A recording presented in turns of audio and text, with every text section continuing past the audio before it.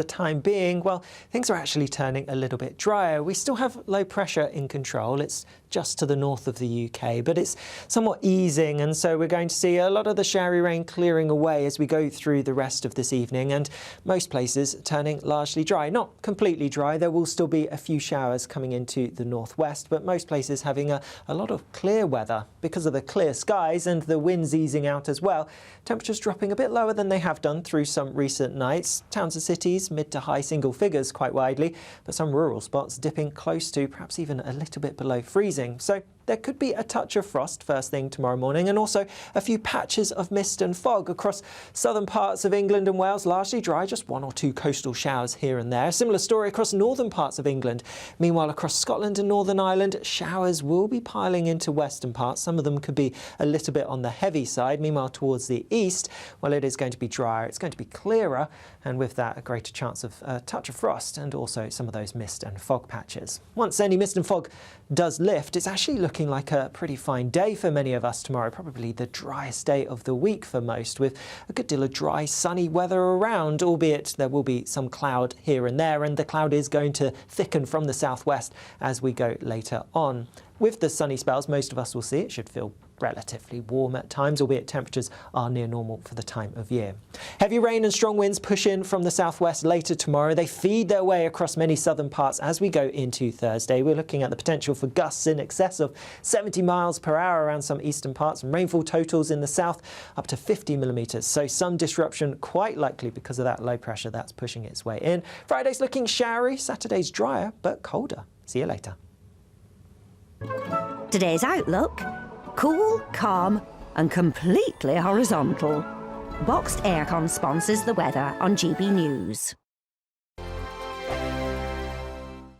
There's 2 weeks remaining in our latest, greatest giveaway. You could be in the driving seat of this Benamar Primera motorhome. This luxurious home from home comes with all the mod cons. Plus, you can use it with your current driving licence. We'll also boost your bank account with a whopping £30,000 in tax-free cash to spend on anything you like. It only takes one entry to become a winner. For another chance to win, text WIN to 63225. One entry costs £2.50 plus one standard network rate message, or text BONUS to 63225. 5 entries cost £5 plus one standard network rate message. Go to gbnews.com/win. Entries start at £2.50. Call 0903 686 3232. Calls cost £2.50 plus your network access charge. Or post your name and number to GB16 PO Box 8690 Derby DE1 9TT. UK only. Entrance must be 18 or over. Lines close at 4 p.m. on the 31st of October. Please check the closing time if listening or watching on demand.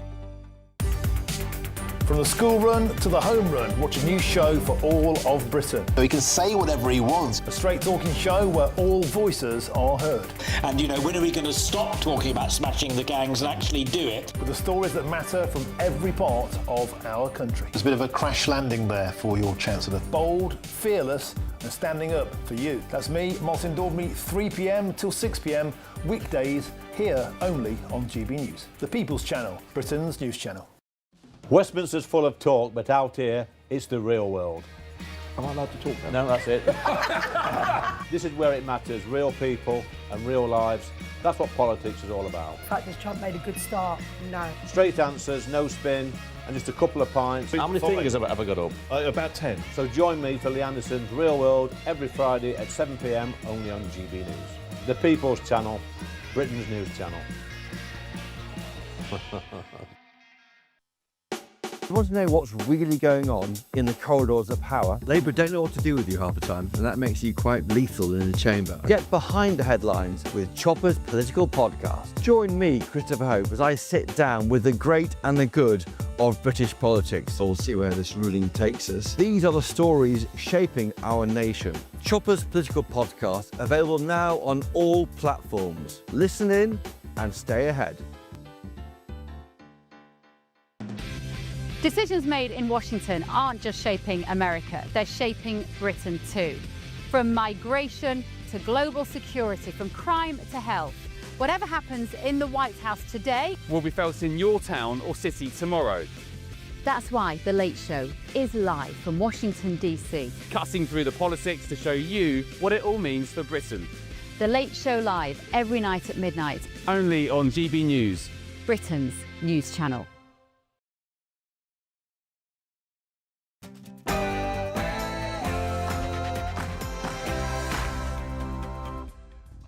It's 9 p.m. I'm Patrick Christys. Tonight, calling for inquiries because they want to jump on a bandwagon of the far right. they never wanted the rape gang inquiry. They were forced into it. And now Labour's botched Pakistani rape gang inquiry has fallen apart. I will have the latest. And at 10 p.m, we have a big TV exclusive for you. Home Secretary Shabana Mahmood is going to tell GB News how she plans to sort the grooming gang inquiry out. We are the only TV channel that she has given a lengthy statement to. That's at 10 p.m. I've got a survivor who's going to react off the back of it, and I've also got Maggie Oliver at 9:30. But also tonight, GB News reporter Doogie Beattie is live at a protest outside a migrant hotel in Dublin after a man who was due to be deported was charged over the alleged sexual assault of a 10-year-old girl. Also tonight, Bob Vylan reveals that BBC staff praised his Glastonbury performance. And with all due respect, have you been to London the last 10 years? Men can do whatever they want. I live in London. Are they happier? Men can dress how they want. Well, he's gone. Oxford Union's diversity hire who mocked Charlie Kirk's death has been booted out. On my panel tonight, we have got the acting deputy comment editor at The Telegraph, Poppy Coburn, GB News contributor Will Kingston, and Labour councillor Sebastian Salek. And find out as well about a viral clip that I'm going to play you in just a second. But it involves the Metropolitan Police actually cancelling a demonstration. Get ready, Britain. Here we go.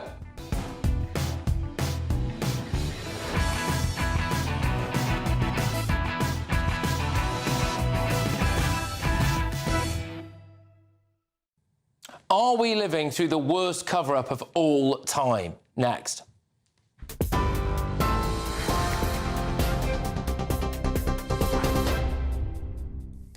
Patrick, thank you. The top stories: a fourth survivor has quit the panel for the government's grooming gangs inquiry. GB News can exclusively reveal Jessica, not her real name, from West Yorkshire, quit the panel tonight. She said she was stunned to learn that the two prospective chairs were a former police officer and social worker, Jim Gamble and Annie Hudson.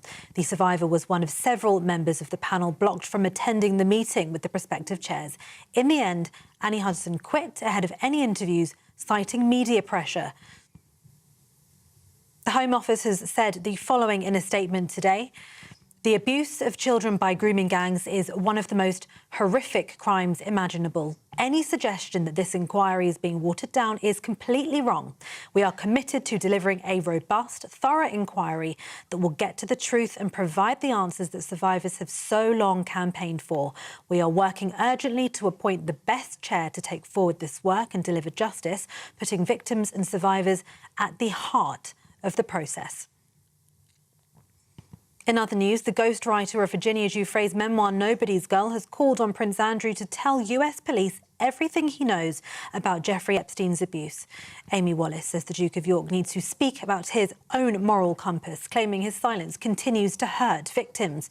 Lawyer Gloria Allred, who represents several of Epstein's victims, echoed the call, urging Andrew to cooperate with investigators about what he may have witnessed at Epstein's Manhattan home. Prince Andrew continues to deny any wrongdoing. Donald Trump says if Hamas don't do the right thing, their end will be fast, furious and brutal. The US president issued the warning on his Truth Social account. His 20-point ceasefire plan calls for Hamas to disarm and for steps towards a Palestinian state, demands both sides have yet to fully accept. It comes as US Vice President J.D. Vance, who's in Israel, says there will be no boots on the ground in Gaza as he pushes to stabilise the fragile Gaza ceasefire. Mr. Vance also says the ceasefire is in a very good place despite violence in the Strip over the weekend. Meanwhile, Britain has sent a senior commander and a small number of troops to Israel to help international efforts to monitor the Gaza ceasefire following a request from the US. This comes just 10 days after Foreign Secretary Yvette Cooper said the UK had no plans to send soldiers. And finally, the Conservatives say more than 2,000 prisoners convicted of rape, stalking and grooming could be freed early under the government's new sentencing bill. They've tabled an amendment to block what they call an insult to victims, warning dangerous offenders should serve their full terms. But ministers have hit back, accusing the Tories of hypocrisy, pointing out that thousands of serious criminals were also released early when they were in power. The government insists the new bill is designed to ease overcrowding while keeping the public safe. Those are the latest headlines. For now, more in an hour. You can now watch GB News live across the United States of America and the world on Truth Plus. Scan the QR code to find out more or visit gbnews.com/truth.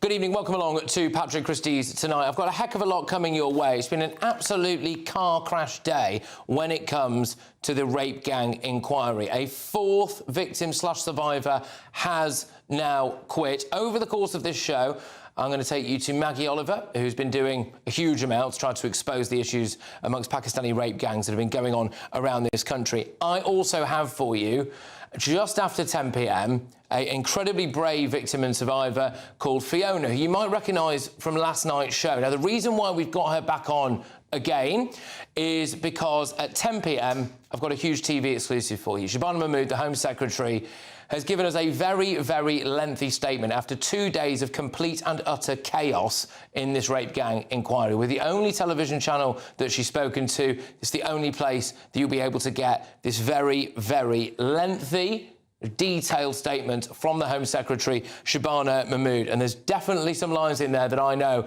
that my viewers and listeners are going to care deeply about. Look, before we get to all of that, I just want to take you to a live event that's happening right now, because GB News reporter Doogie Beattie is currently at a protest at a migrant hotel in Dublin tonight after a man in his 20s was charged in relation to the alleged sexual assault of a 10-year-old girl. According to reports, the suspect arrived in Ireland 6 years ago, failed an application for international protection in 2024 and has been the subject of a deportation order since March of this year. Doogie, thank you very much for joining us. I'll throw it over to you. Are you safe where you are? Well, we have just been attacked by the police themselves. We did what we usually do. We get between the lines and then we let the police go past the lines.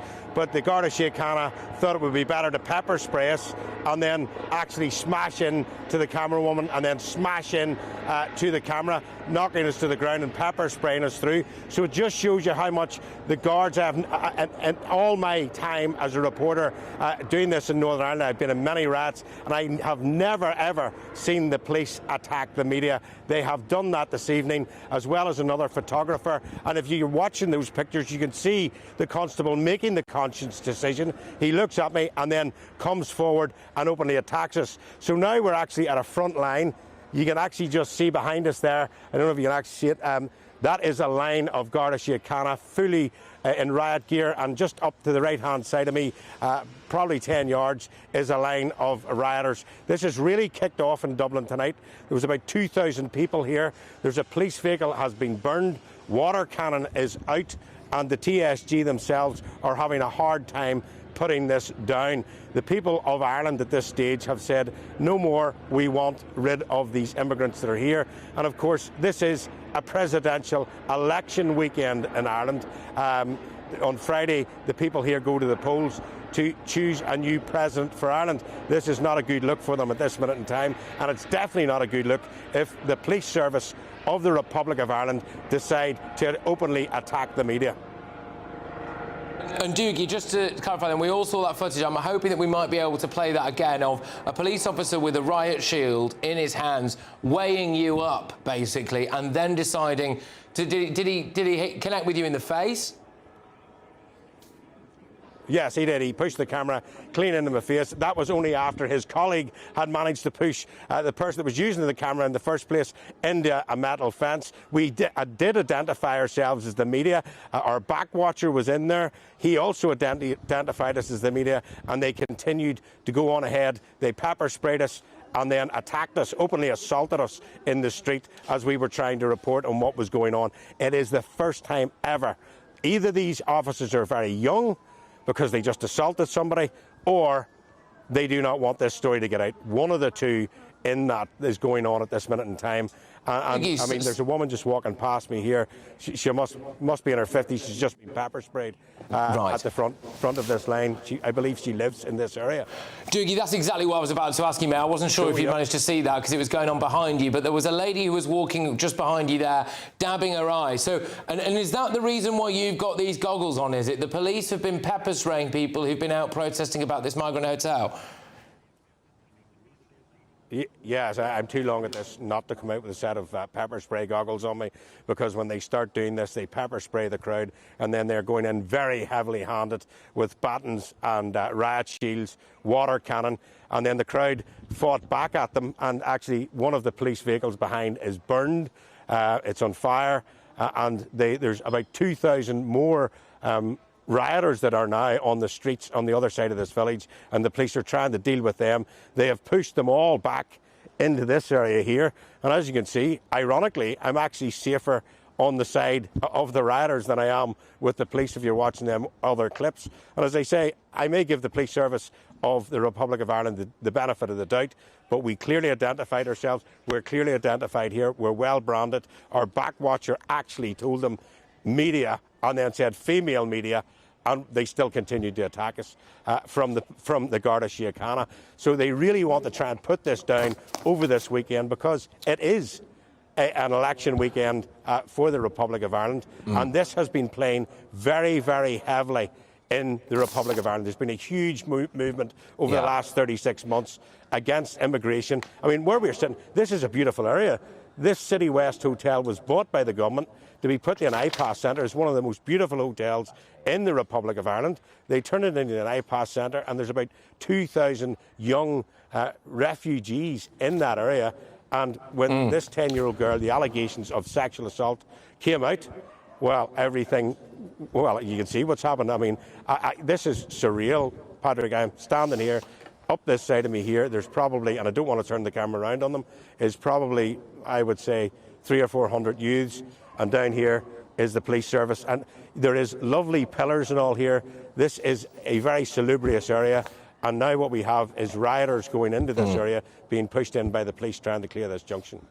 Look, Doogie, stay safe. Thank you very much. And, of course, our regular viewers and listeners know this. It's got the kind of echoes of Ballymena, hasn't it, what's going on there? And the allegations in that case are absolutely, completely and utterly horrific as well. Doogie, we're going to come back to you, if that's OK, in a little bit's time, because, look, we have got some very, very important news here right now that we want to get to, and it is, of course, in relation to the rape gang inquiry. So, Doogie, take care. Thank you very, very much.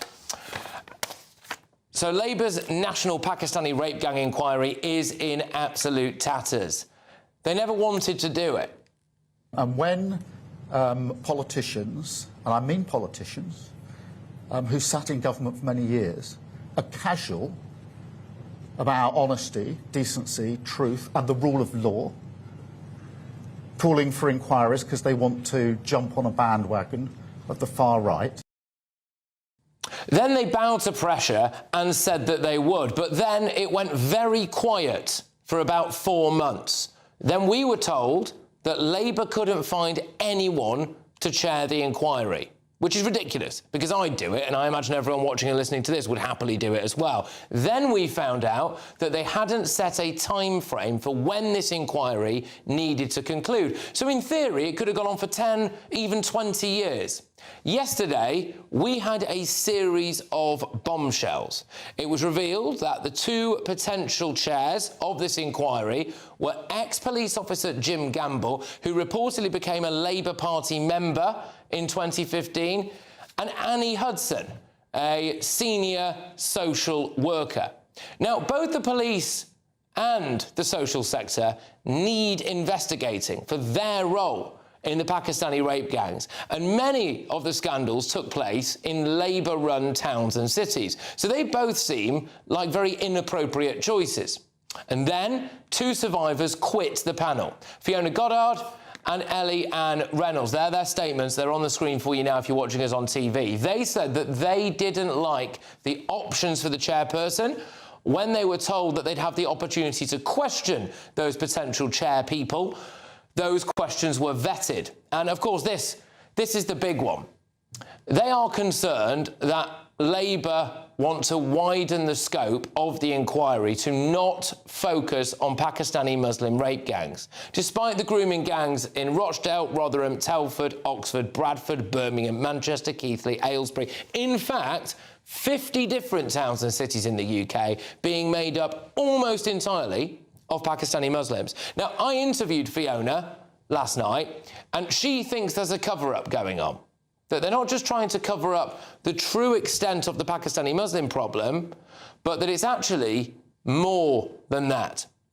She says that she believes there is wider corruption, that the authorities and the people in positions of power allowed Pakistani rape gangs to abuse young girls. And that would run right through the authority system, wouldn't it? From care homes, the social sector, police, potentially even politicians. She also revealed this to me, that the victims and survivors were made to sign confidentiality agreements. And then last night, Jess Phillips, the Under-Secretary of State for Safeguarding and Violence Against Women and Girls, essentially accused the victims and survivors of not telling the truth. And that really is stark. There are calls now for her to resign or be sacked. So, Fiona, who you're going to hear from a little bit later on in this show, hit back. And today, she published evidence to prove that she was right, that survivors were sent emails attempting to expand the scope of the inquiry. And then she published direct messages that she claims are between her and Jess Phillips directly raising these concerns. So it would appear that Miss Phillips has been busted. Then today, remember Annie Hudson, who was one of the people who was going to chair that inquiry? She quit. And so did another survivor. That was a third one, Elizabeth, not her real name. She said that she no longer believes that this inquiry is delivering the truth, transparency and accountability that the survivors deserve. And in the past hour, another survivor has quit. Jessica, again, not her real name. She said that she feared that the inquiry could be expanded to other elements beyond grooming gangs. She also said that ministers appeared to be too afraid of being called racist and upsetting specific communities. We've been here before, haven't we? That's what this inquiry was supposed to be getting to the bottom of. This is a complete car crash. Young, vulnerable girls have been through hell, unimaginable horror. They've been lied to, they've been let down, they've been betrayed for decades. And now Sir Keir Starmer's Labour government is about to do it to them all over again. And I can now reveal to you that at 10 p.m, bang on 10 p.m, speaking exclusively to GB News, no other TV channel, the Home Secretary Shabana Mahmood will set out how she says she's going to salvage this government's grooming gang inquiry. You're going to hear straight from the horse's mouth right here on GB News. No other TV network will have that information for you. Let's get the thoughts of my panel. Joining me now is GB News contributor Will Kingston, the acting deputy comment editor of the Daily Telegraph, Poppy Coburn, and we've also got Labour councillor Sebastian Salek. Thank you very much for joining us tonight. It's going to be quite a fast-moving picture tonight, I think, with a lot of breaking news. But Will, just summarise the last 48 hours car crash when it comes to this rape gang inquiry. What's your impression of it? Patrick, I was in the studio when Charlie Peters announced that inquiry. It's the most emotional I've ever been in my media career. But I remember on Saturday 5, we were all saying we had this nagging feeling that this may not work out. And the reason it may not work out is it is obviously political. We know that the majority of the problems occurred in Labor-run council areas. We know that Keir Starmer, and I'm not accusing him of anything, but was the Director of Public Prosecutions whilst the rape gangs were operating.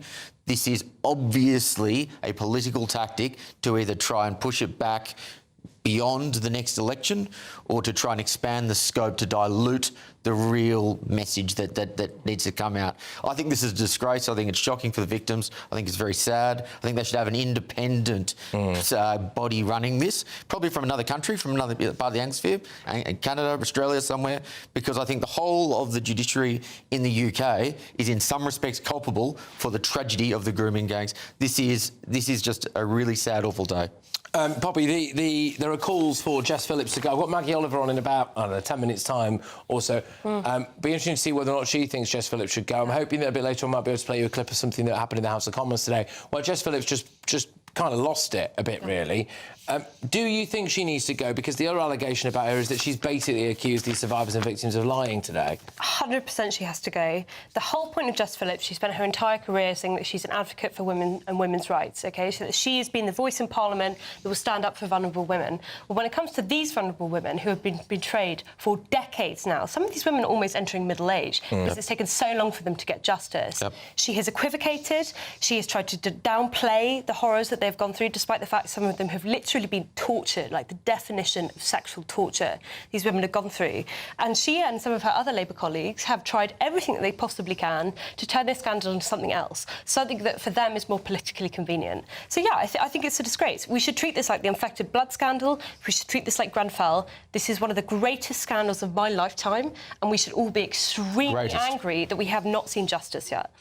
Sebastian, what do you make of this? I mean, the last 48 hours have, I think, unquestionably been a bit of a disaster as far as this grooming gang inquiry is concerned. So what the allegation is that there's a cover-up of a cover-up going on here. Yeah, I just don't understand the political strategy there. And I'd be really open to anyone who wants to explain it to me, but I really think it's in Labour's best political interest to get this done, to get this wrapped up, to get justice for the victims. So any argument that they're trying to drag this out or they're trying to obfuscate or expand the scope, I just don't know why politically you'd want to do that. I mean, the other thing to say is that one of the most important things to come out of this is that the victims feel satisfied that justice is being done for them. Clearly, we're seeing some dissatisfaction among those on the committee. If I was sitting here tonight and the Home Secretary weren't going to intervene in an hour and we weren't going to hear from her, I would be raising the alarm. But I'm heartened that she's understanding the gravity of this and is getting involved, and I'd be really intrigued to see what she has to say. Sebastian's point is bang on in that it just opens the door to conspiracy theories. You know, it opens the door to potential implications for Keir Starmer, for the Labor Party. You know, you're right. I think the politics behind this is so bizarre, but also just morally abhorrent above and beyond that. Yeah, I mean, the additional aspects of this... So we I think, and I no doubt viewers and listeners as well, were thinking, gosh, it's all gone very quiet for a few months about this, you know, what's going on. And actually, one of the many, I don't like using this phrase, one of the many bombshells from last night was that actually these victims and survivors were made to sign confidentiality agreements, which now you see what's been going on, which is that the two people who were in the front runners to be the chair were from the very sectors that need investigating. One of them has links to the Labour Party as well. You can start to paint this picture, and they were looking to broaden the scope, start to paint this picture of, were they always trying to silence these victims? I think that's really important to bring up, Patrick, because, you know, what these victims have gone through is they've been victimised so many times. It's not just the sexual abuse that they faced, but it's the fact that they went to the authorities and they were let down time and time and time again. To then have someone in this inquiry who came from those sectors who betrayed them in the first place is such a disgrace. But, you know, what you say, I think from the beginning, unfortunately, I just do not believe that this inquiry was intended to achieve justice. I think what it was is that there was a lot of attention to this being paid in the summer. People wanted to kind of kick it down the road. I think some people within the Labour Party did genuinely care, but I do think they were a minority, and we can see that from the way that this story was reacted to in the years before it came back into the media, which is it was systematically downplayed. People were saying it was part of the far right. People were saying it was a conspiracy theory. I don't believe people are on side of the in the interest of balance, the Conservatives didn't do nearly enough either. No, of course. Unequivocally. Sebastian, the concern is, I mean, I spoke to one of the survivors last night. We've got her on again, Fiona.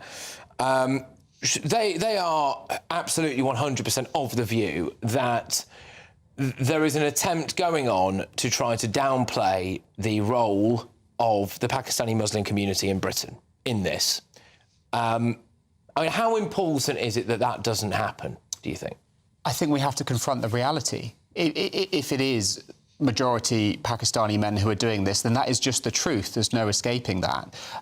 We owe it to the victims to be very honest. Look, I'm not the one conducting the review, but I'd hope that those who do will do it with very clear vision and come to the correct conclusions. We can't shy away from any realities here, however unpleasant they may be. Yeah, I mean, the knock-on from that, from speaking to one of the survivors last night, was that she actually thinks it's not just about the racial aspect of it, which could have implications for the comments about multiculturalism, etc. She fears as though it would expose levels of deep-seated corruption amongst police forces, local politicians, local authorities, that they had been corrupted by aspects of the British Pakistani community as well. And I suspect that is the case. But let's be very clear, because you mentioned the word racial there, Patrick. This isn't about race, this is about culture. And we know now that the data suggests that this is overwhelmingly coming, these grooming gangs are overwhelmingly perpetrated by particular parts of people coming from Pakistan. That's not because of their ethnicity, that is because they come from a culture that treats women like second-class citizens, that has very different views of their culture, and they're not going to magically change those views when they get off a dinghy or off, a plane and get into Heathrow. That is just common sense. Well, Sebastian? We have to make sure, though, that we're not tarring all Muslims with the same brush or all Pakistanis with the same brush. That is a big danger here. We see it every time there's an Islamist terror attack. Muslims feel the brunt. There is horrible Islamophobia against them. We have to be laser-focused on the people who are really to blame and not let that contagion spread and blame people who have nothing to do with this. And of course, it's not just Pakistani Muslims. For example, there was a Somali grooming gang that was operating within Bristol. There are certain communities, I think, and this is worth mentioning, and obviously we have to be sensitive here. There are certain communities of, I think, unintegrated migrants who are operating on a different level of the law. Some people call it cheater, where the authorities might feel uncomfortable to confront this group-based child sexual abuse. And this is why having a real national inquiry that's carried out by someone, perhaps, as you say, outside of the UK, that is not implicated within these services that have failed so fundamentally, who can take a kind of step back and see this purely in the terms of, like, who is committing these crimes, how do we stop it from happening again, and how do we fix our institutions that actually get justice? Because the thing is, it's not just about historic sexual abuse. This is still happening in the UK. This is still going on. Well, it is still going on, absolutely. Look, thank you very much.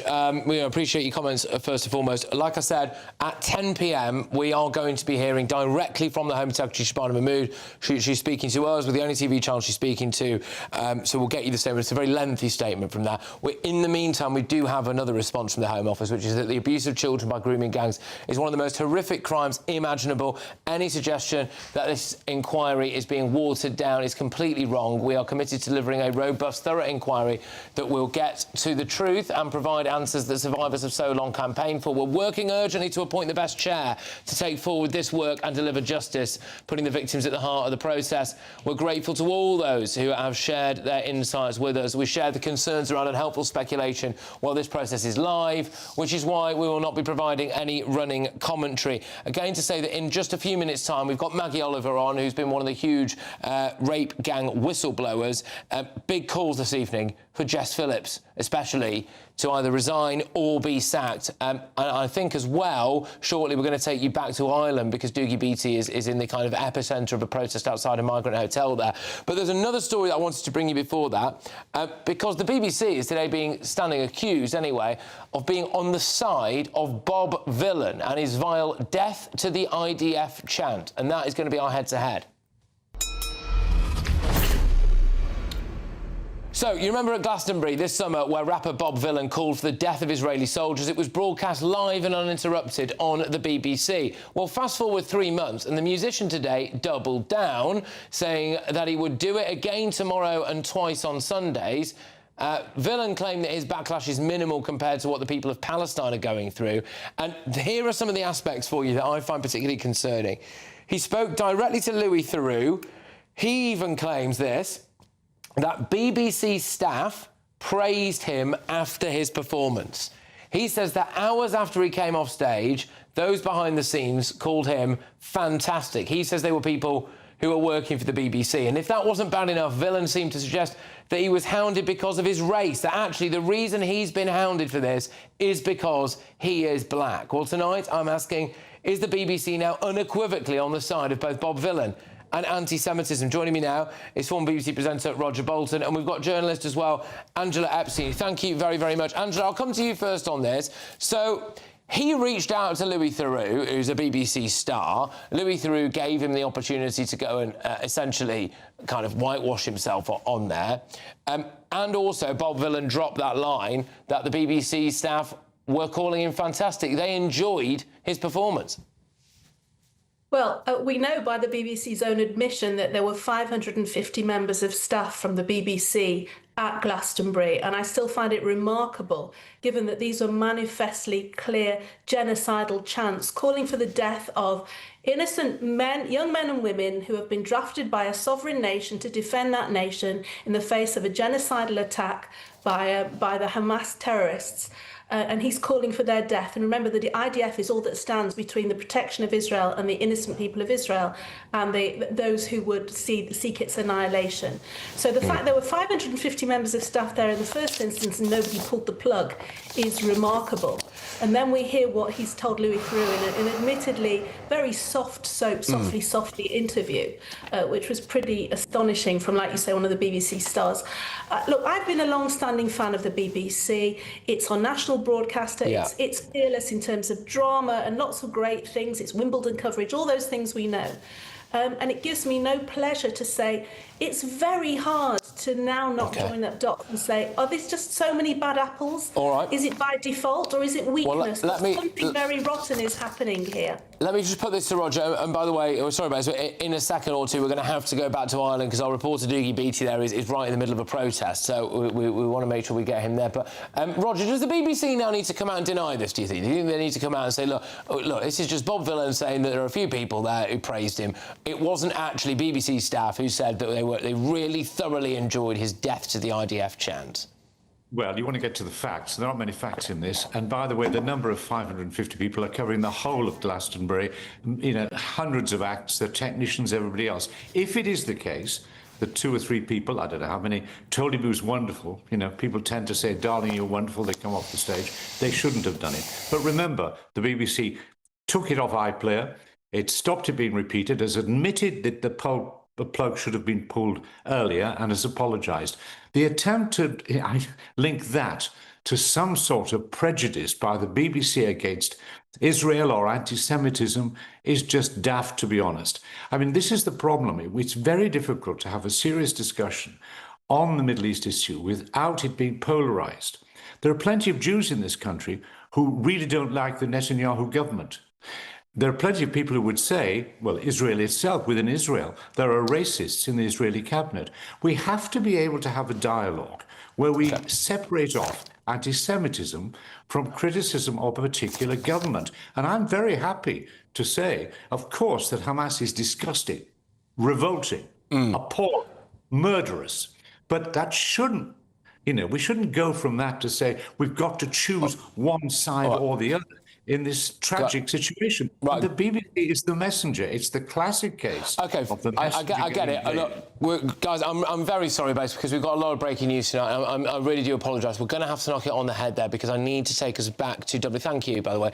I need to take you back to Dublin because GBNews reporter Dougie Beattie is currently at a protest outside a migrant hotel there. Now, a very, very important ongoing case here.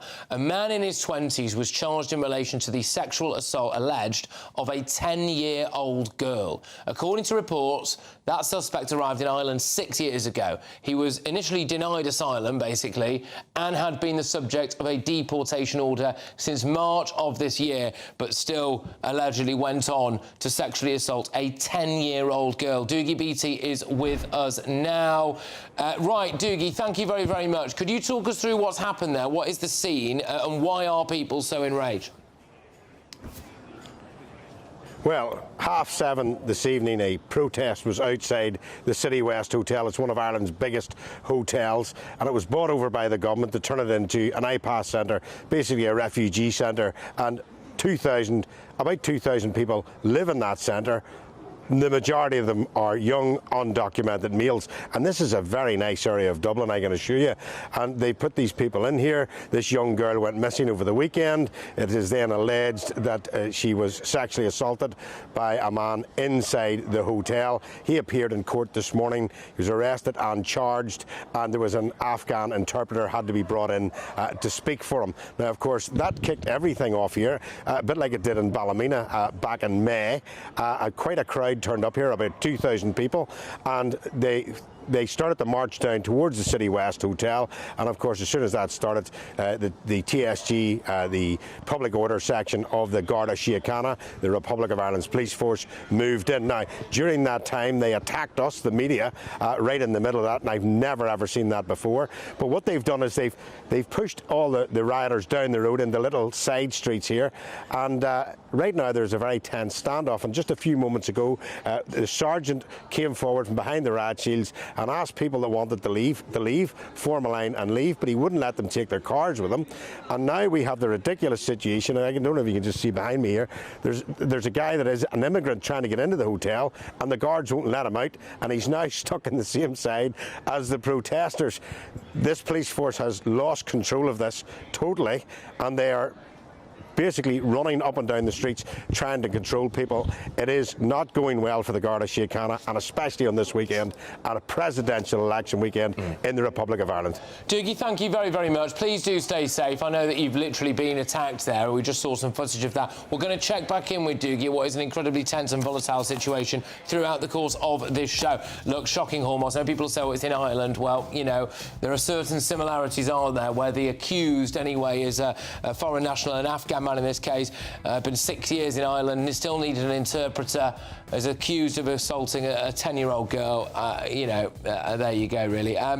Right, well, look, in just a second's time, we're going to be discussing this. I have said that 1 million times from this dispatch box, and yet the same thing gets peddled again and again. Look, the wheels have come off this Labour government's ham-fisted rape gang inquiry. In fact, I would argue the wheels were never on. And today, Home Office Minister Jess Phillips has accused grooming gang survivors of spreading misinformation. Yeah, seriously, the allegation is that she's basically accused them of lying. Remarkable stuff. Maggie Oliver joins us very shortly, the country's kind of #1 survivors campaigner, really. And at 10 p.m, I have got a TV exclusive for you. It's the Home Secretary, Shabana Mahmood, speaking exclusively to GB News. She's going to tell you how she feels she can rescue this inquiry. Don't go anywhere. Be nice to escape the grey. Clear skies, here we come. As clear as our travel insurance. All Clear Travel Insurance sponsors GB News Travel Destinations Forecast.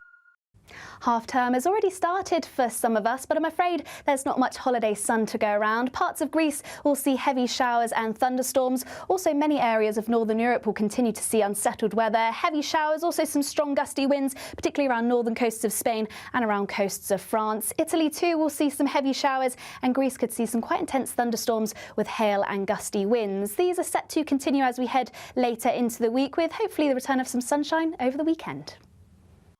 All Clear Travel Insurance sponsors GB News Travel Destinations Forecast.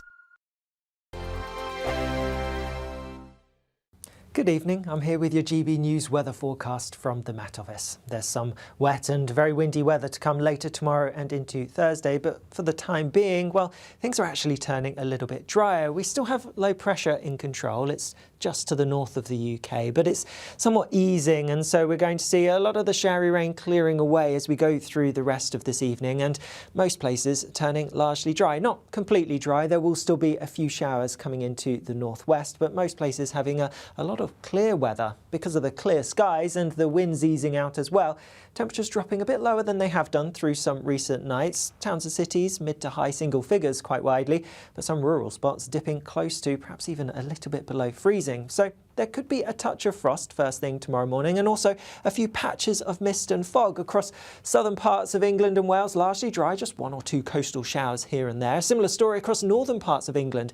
Meanwhile, across Scotland and Northern Ireland, showers will be piling into western parts. Some of them could be a little bit on the heavy side. Meanwhile, towards the east, well, it is going to be drier. It's going to be clearer, and with that, a greater chance of a touch of frost and also some of those mist and fog patches. Once any mist and fog does lift, it's actually looking like a pretty fine day for many of us tomorrow, probably the driest day of the week for most, with a good deal of dry, sunny weather around, albeit there will be some cloud here and there, and the cloud is going to thicken from the southwest as we go later on. With the sunny spells, most of us will see it should feel relatively warm at times, albeit temperatures are near normal for the time of year. Heavy rain and strong winds push in from the southwest later tomorrow. They feed their way across many southern parts as we go into Thursday. We're looking at the potential for gusts in excess of 70 miles per hour around some eastern parts, and rainfall totals in the south up to 50 millimetres. So some disruption quite likely because of that low pressure that's pushing its way in. Friday's looking showery, Saturday's drier but colder. See you later. In the GB newsroom, we bring you the news as it happens. With our team of dedicated journalists across the UK, we're ready to keep you up to date with what's happening every half an hour, every single day. Bulletins here on GB News, the People's Channel, Britain's news channel. Join me, Nana Akwe, for an informative, interactive news programme with a difference. It's fun.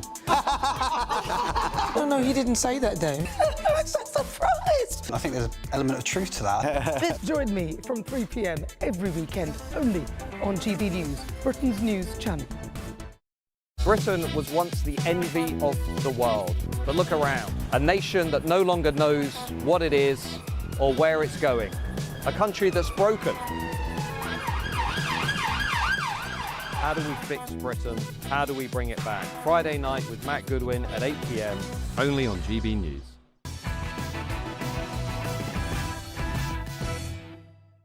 Welcome back. Coming up in just 20 minutes' time, we have got a big TV exclusive for you. It's the Home Secretary herself, Shabana Mahmood, and she has got in touch with GB News specifically to tell us, our viewers and listeners, how she intends on salvaging this car crash rape gang inquiry. And I've got a rape gang survivor reacting off the back of it. I don't think you're going to want to miss that. But before that, Home Office Minister Jess Phillips has been branded a liar after she accused grooming gang survivors of spreading misinformation. It comes after the government's grooming gang inquiry was plunged into further chaos. Now there are 4 rape gang survivors who have quit the liaison panel. They say there are fears of the government wanting to water down the scope of the inquiry, cover things up, not reveal the true nature of the Pakistani element of it. And in a letter last night, Safeguarding Minister Jess Phillips claimed all of this was untrue. Well, she's been proven to not be telling the full truth about that. And here is Jess Phillips losing her rag in the House of Commons today. Baroness Casey said to this House in the Home Affairs Select Committee she did not want a traditional judicial-led inquiry. She was explicit. And if anyone in this House can find me an institution that didn't fail these girls over the years, including our courts, who took the children away from the grooming gang victims, who criminalised some of them, there is no institution in our country that hasn't failed. OK, look, joining me now is grooming gangs whistleblower and campaigner Maggie Oliver. Maggie, thank you very, very much. So Jess Phillips is accused of essentially saying that some of these whistleblowers who've come out and left the inquiry are lying about it. One of them, Fiona, who joins us later, has published proof that she's not lying, that they are planning on broadening the scope and that they were essentially trying to vet the questions for them. Does Jess Phillips have to go? You know what, Patrick? I have seen successive governments and a whole stream of politicians cover up, lie through their teeth in order to conceal the truth of what's going on. I think the difference this time is that there are a number of survivors who have found their voices and are speaking the truth. I have seen those messages. I've been speaking to Fiona, to Eliane, to Elizabeth over the weekend and over the past week.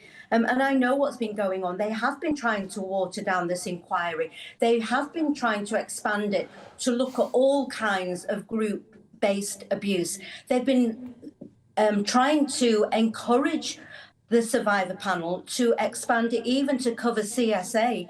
So what Jess Phillips is saying today is me seeing her on a very back foot. She knows that the time is up. We are at the end, thanks to people like you, Patrick, and me, and other outspoken people who have continued to fight for the truth to be exposed. We had the original independent review into child sexual abuse, £200 million, 7 years, reported in 2022, still none of those recommendations put into force. That was another attempt to cover up the truth. So we've now got Louise Casey was very, very clear. She met 10 survivors that I took to see her. She delayed publication of her report, and yet those survivors haven't been approached. This is another attempt, Patrick, to water down. But why, Maggie? That's what I want to know from you. What is it that they are so desperate to cover up?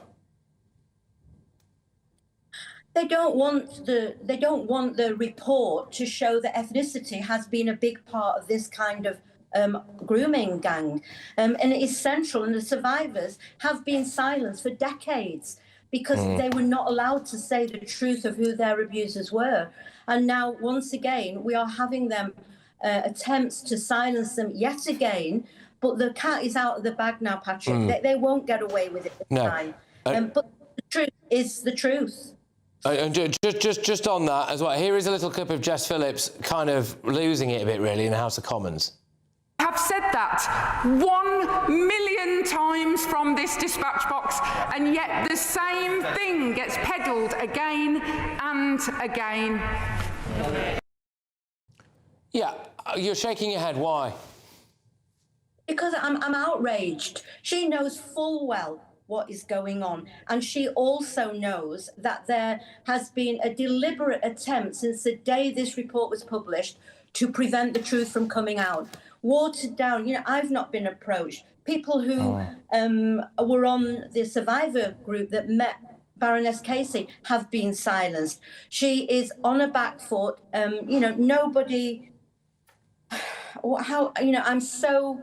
Would you run this inquiry, Maggie? Would you run this inquiry? If they approached you, would you take the job of chairing it, do you think? No, because there is going to be every attempt made to conceal what's going on. They wouldn't come anywhere near me, Patrick, because I won't toe the line. I won't lie. I want the truth out there. I spent 20 years saying what we all know now is happening. And I still see politicians tiptoeing around it. And what I would say, though, Patrick, it's not just the Labour Party. It's been successive governments. This has gone on, this has gone on for decades. But I do now believe that the power of the people and survivors finding their voices will make sure that won't happen this time. Keir Starmer never wanted this report, this inquiry. I think he's shocked that Baroness Casey demanded it. I still think that they are going to wriggle, but I honestly don't think this time they'll get away with it. Well, the fact that these 4 survivors, one who've resigned, one of them I'm talking to in about 20 minutes' time, have decided to basically shred the gagging order that the government tried to impose on them, now means that we can find out everything about this, and the cover-up is gone. We're going to look beneath all of these dirty, sordid little stones that they've tried to lay over this situation, and the people, the public, can make their own minds up. And dare I say it as well, I'm not trying to toot our own trumpet too much or anything like that, but GB News is here now, right? We weren't here 10 years ago. And go on. Without you, without GB News, we wouldn't be where we are around this subject. You have done incredible work, and you give people like me a platform to speak the truth. There's no editing, there's no censoring what's said, and I think that's critically important. Thank you. At the risk of seeming like I'm silencing you, Maggie, I'm going to have to move on because I want to get something in before Shabana Moon. But thank you. All the best. It's Maggie Oliver there, wonderful Maggie Oliver. Right, watch this space because in about 10 minutes' time now, we've got a very lengthy statement from the Home Secretary, Shabana Mahmood, on this issue, on this chaos. We're the only TV channel with that. Before that, though, there's another story that's doing the rounds. The Oxford Union president, who celebrated the death of Charlie Kirk, has been sent packing after a no-confidence vote. I've got some astonishing clips for you about that. Stay tuned. I'm Michelle Dewberry, this is Jubes & Co with you. Hello everyone, Patrick Christys here. GB News. Britain's news channel. Access the stories that matter to you. Take the GB News family with you on any device.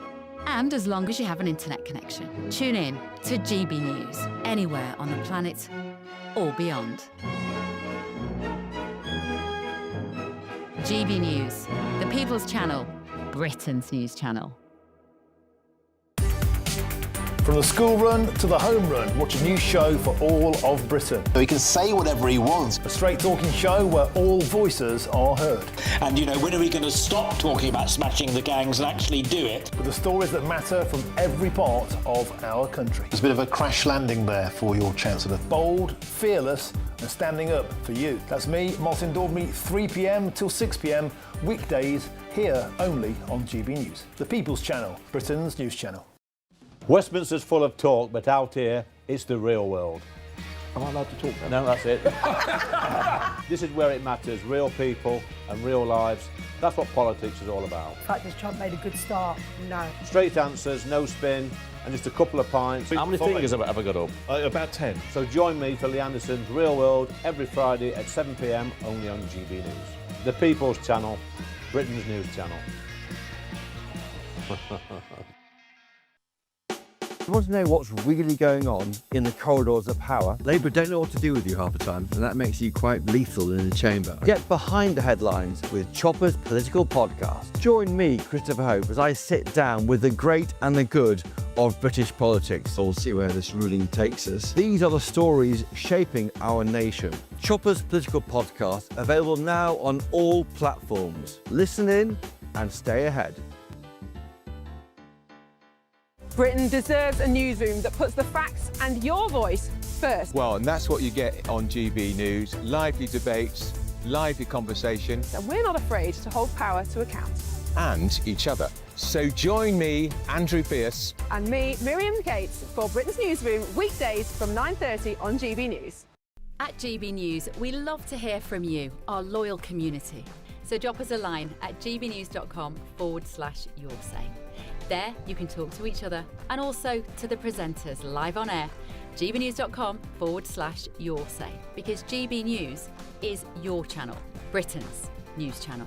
No matter the state it's in, this is our nation. Join me, Jacob Rees-Mogg, for a genuine, honest discussion on where we have been, where we are going, and where we are with the people who set the direction. Tune in to State of the Nation every Monday to Thursday, 8 to 9 o'clock. Only on GB News.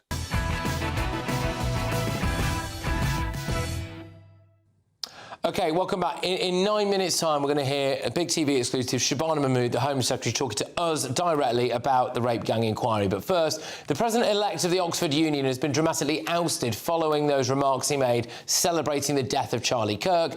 Leaked WhatsApp chat messages ultimately did for George Aberanoye, saying Charlie Kirk got shot, let's effing go. And in a separate post, he wrote, Kirk got shot, lol. While they debated at the Oxford Union chamber earlier, George turned up wearing jogging pants and shoes, slippers with some socks on. So he's gone. Good, a victory. Joining me now is the academic and senior fellow at the New Culture Forum, Dr. Philip Kizeli. Philip, we're a bit pressed for time here. I'll throw it your way. Has sanity prevailed?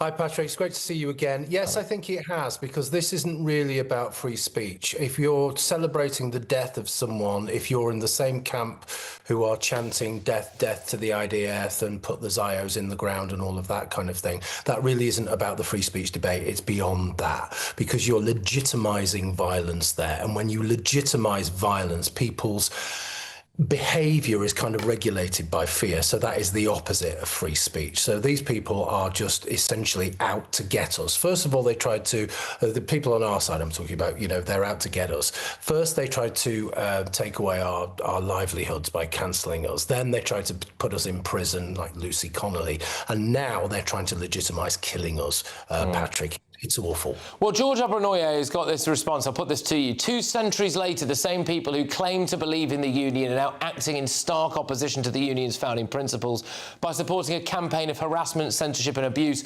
Quotes, "We will not be silenced." Is this guy everything that's wrong with modern Britain? He only appears to have got into Oxford because of some kind of diversity scheme, ABB he got. Then he turns up looking really slovenly. He celebrates the death of someone and now he plays the victim. Yeah, it's just the same thing. You can write the script, can't you? If you give me the premise, I will write the whole script for you because you know what the players are going to be like. It's all about their identity, and it isn't about the argument. And so they are again. It comes back to the same thing. They're going for us because they think we're evil and we're horrible, and of course they are actually supporting and laughing at murder and death. Yeah, indeed. Well, I'm hoping that the tide is turning and they realise there are actually consequences because they were very much protected with their little echo chamber of views before. Dr. Philip, thank you very much. I'm sorry it's been squeezed, but it's a pretty fast-moving show this evening. Dr. Philip Caselli there. Right, look, coming up at 10 p.m, I have got Home Secretary Shabana Mahmood's plans to salvage this rape gang inquiry, speaking exclusively to us. What I'm going to do as well is, off the back of it, we're going to hear from very, very brave grooming gang survivor Fiona Godard, who yesterday quit the inquiry. I just want to tell you as well, we're going to take a very short break here, very short, and then we're going to do something different. We're not going to come back in with the menu and the bulletins and all of that. I'm going to come straight into it. So don't move. When we come back, we've got the TV exclusive about Shabana Mahmood. Stay tuned. Expect warm spells with the odd rude interruption. Box Boilers sponsors the weather on GB News.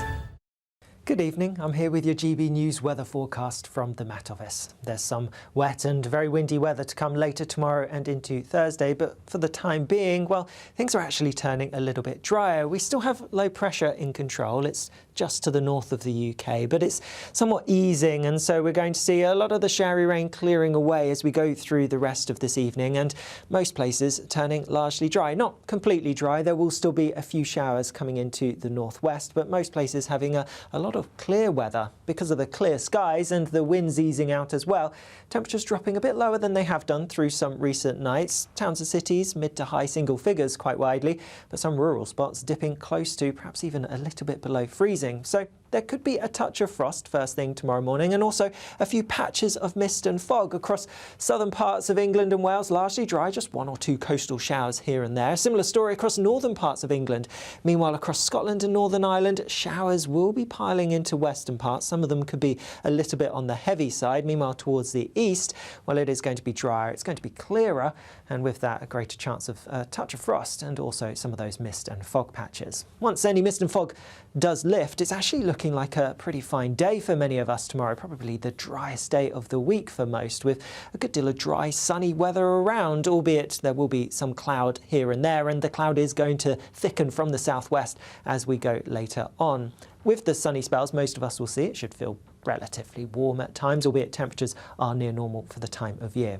Heavy rain and strong winds push in from the southwest later tomorrow. They feed their way across many southern parts as we go into Thursday. We're looking at the potential for gusts in excess of 70 miles per hour around some eastern parts, and rainfall totals in the south up to 50 millimetres. So some disruption quite likely because of that low pressure that's pushing its way in. Friday's looking showery, Saturday's drier but colder. See you later. Expect warm spells with the odd rude interruption. Box Boilers sponsors the weather on GB News. There's 2 weeks remaining in our latest, greatest giveaway. You could be in the driving seat of this Benamar Primera motorhome. This luxurious home from home comes with all the mod cons. Plus, you can use it with your current driving licence. We'll also boost your bank account with a whopping £30,000 in tax-free cash to spend on anything you like. It only takes 1 entry to become a winner. For another chance to win, text WIN to 63225. 1 entry costs £2.50 plus 1 standard network rate message. Or text BONUS to 63225. 5 entries cost £5 plus 1 standard network rate message. Go to gbnews.com/win. Entries start at £2.50. Call 0903 686 3232. Calls cost £2.50 plus your network access charge. Or post your name and number to GB16 PO Box 8690 Derby DE1 9TT. UK only. Entrance must be 18 or over. Lines close at 4 p.m. on the 31st of October. Please check the closing time if listening or watching on demand. Hi, I'm Michelle Dewberry, and my show is your opportunity to cut through all the noise and dive in headfirst to some robust debates. Ideas clash. Situation, No, Because the failure is... You're deliberately avoiding my point. Nothing's held back, And if you think this is the end of it, wait for more. and we do not shy away from the difficult stuff. Sometimes I want to shake people and say, if only you understood. So join me on Jubes & Co. weeknights at 6 p.m, only on GB News, Britain's news channel. In the GB Newsroom, we bring you the news as it happens. With our team of dedicated journalists across the UK. We're ready to keep you up to date with what's happening every half an hour, every single day. Bulletins here on GB News, The People's Channel, Britain's news channel. Westminster's full of talk, but out here, it's the real world. Am I allowed to talk now? No, that's it. This is where it matters, real people and real lives. That's what politics is all about. The fact that Trump made a good start, no. Straight answers, no spin, and just a couple of pints. How many fingers have I got up? About 10. So join me for Lee Anderson's Real World every Friday at 7 p.m, only on GB News. The People's Channel, Britain's news channel.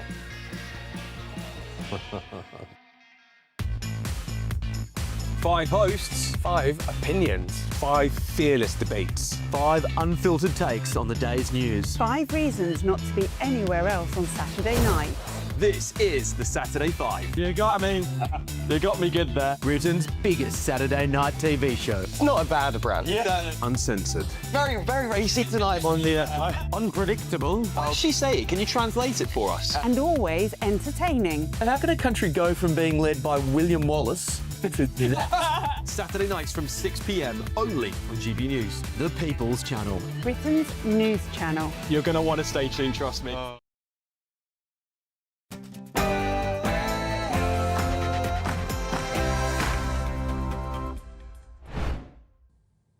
Good evening, it's 10 p.m. You're watching and listening to Patrick Christys on GB News. And breaking news right now. Speaking exclusively to GB News, the Home Secretary Shabana Mahmood has tonight outlined how she claims she will salvage this rape gang inquiry after 48 hours of complete and utter chaos. 4 grooming gang survivors have quit over concerns about the inquiry being watered down. They've also had concerns that they were being silenced, made to sign things like confidentiality agreements, and that the scope of this inquiry would be broadened to take the edge off the Pakistani Muslim element of it. There was also concerns about who would chair this inquiry, with one individual being an ex-police officer with links to the Labour Party and another being a lady who works in the social sector. Both sectors, of course, that need to be investigated as part of this inquiry. The other bit of drama, if you want to call it that, from today is that the potential chairwoman also quit today. Well, speaking to GB News exclusively tonight, a TV exclusive, I can now reveal to you what the Home Secretary has said in this lengthy statement. It is time for truth. For years, the victims were ignored. A few, this channel amongst them, listened to them and gave them a voice. But to its eternal discredit, the state, in its many forms, did not heed their call until it was far too late. In time, we came to know this as the grooming gang scandal, though I have never thought the name matched the scale of the evil. We must call them what they are: evil child rapists. We must acknowledge who they were too. Whilst the data is scant, and shamefully so, Baroness Louise Casey's report was clear that, quotes, disproportionate numbers of men from Asian ethnic backgrounds were amongst the suspects for group-based child sexual exploitation. Like all who read that report, I was horrified by what Baroness Casey exposed. Some of the most vulnerable people in this country were abused and exploited at the hands of predatory monsters. It was and will forever remain one of the darkest moments in our country's history. The victims and survivors were failed, both at the time of their abuse and in the many years afterwards. They were not believed, they were treated as an inconvenience. In some cases, they were even made suspects themselves. I know that the only way that we as a country can move forwards is when we finally get to the whole truth. That is why this government committed to a full statutory national inquiry. This inquiry must uncover how these crimes were allowed to happen and root out state failure wherever it occurred, by the local government, national government, policing or elsewhere. Doing so is the very least that the victims of these hideous crimes deserve. It is essential that the victims themselves are at the heart of this inquiry. It was for that reason that we set up a victims group to support the inquiry in its inception and throughout its work. It was with a heavy heart in recent days I learned that some members have decided to step away from the group. Should they wish to return, the door will always remain open to them. But even if they do not, I owe it to them and the country to answer some of the concerns that they have raised. Firstly, this inquiry is not and will never be watered down on my watch. Its scope will not change, nor will its intent. It will be robust and rigorous. It will direct and oversee local investigations with the power to compel witnesses and summon evidence. Secondly, this inquiry will focus on grooming gangs, and that will not change. Thirdly, it will explicitly examine the ethnicity and religion of the offenders. I know that some are frustrated that they are still waiting for this inquiry to begin. I understand that frustration and I feel it myself. But I also know that we have to get this right and to take the time to do so. Crucially, we must appoint the right chair to lead this work. Unfortunately, that task has been made harder by the intense, albeit justified pressure that will be placed upon the person who fills it. I hope and believe the wait will now not be much longer. And once the inquiry begins, the truth will follow. There will be no hiding place for those who abuse the most vulnerable in our society, nor will those who ignored victims and even covered up what occurred be shielded from the truth. A moment of reckoning will come. So that is the statement given exclusively to us here at GB News. It's TV exclusive. A couple of points just quickly that stand out to me there is there was not the desire, clearly, to use the turn of phrase Pakistani rape gangs. She used the broader term, quoting a previous report that had the kind of catch-all word Asian in there. And I know that winds a lot of people up. That's one takeaway from me. However, what I will say is that clearly the Home Secretary appears to be acknowledging, at least this Home Secretary appears to be acknowledging the strength of feeling from vast numbers of the British public, especially GB News viewers and listeners, giving us that very lengthy statement directly to us. I'm joined now by GB News political editor, Christopher Hope. Christopher, your main takeaways from that pretty lengthy, punchy statement there from Shabana Mahmood. Well, that to me, Patrick, shows that Shabana Mahmood does want to grip this problem. It is a attempted inquiry in crisis. We've got 4 victim advisors have now quit. One of the 2 candidates for the chair has now withdrawn from that process. I think you have to recognise how far Labour have come. Back in 2017, Sarah Champion, the Rotherham MP, she was sacked from Jeremy Corbyn's front bench for raising this very issue. There's a 7-year inquiry by Alexis Jay. I don't think any of those recommendations, maybe 2 or 3 of the 20 or so, have been brought in. You have got some very strong lines here. I think that the most important bit are those 3 takeaways she gave us in that long statement to GB News tonight. This inquiry, she says, is not and will not be watered down on her watch.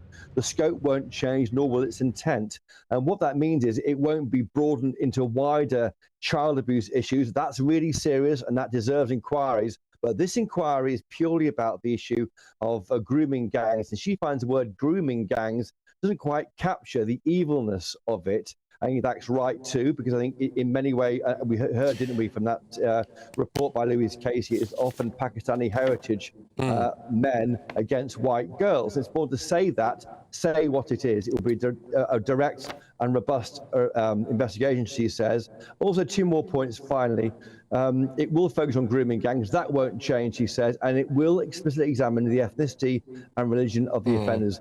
For me, I know you're concerned, Patrick, about the language of Asian against Pakistani, but I do think this shows the government is gripping this, and that's because they have to.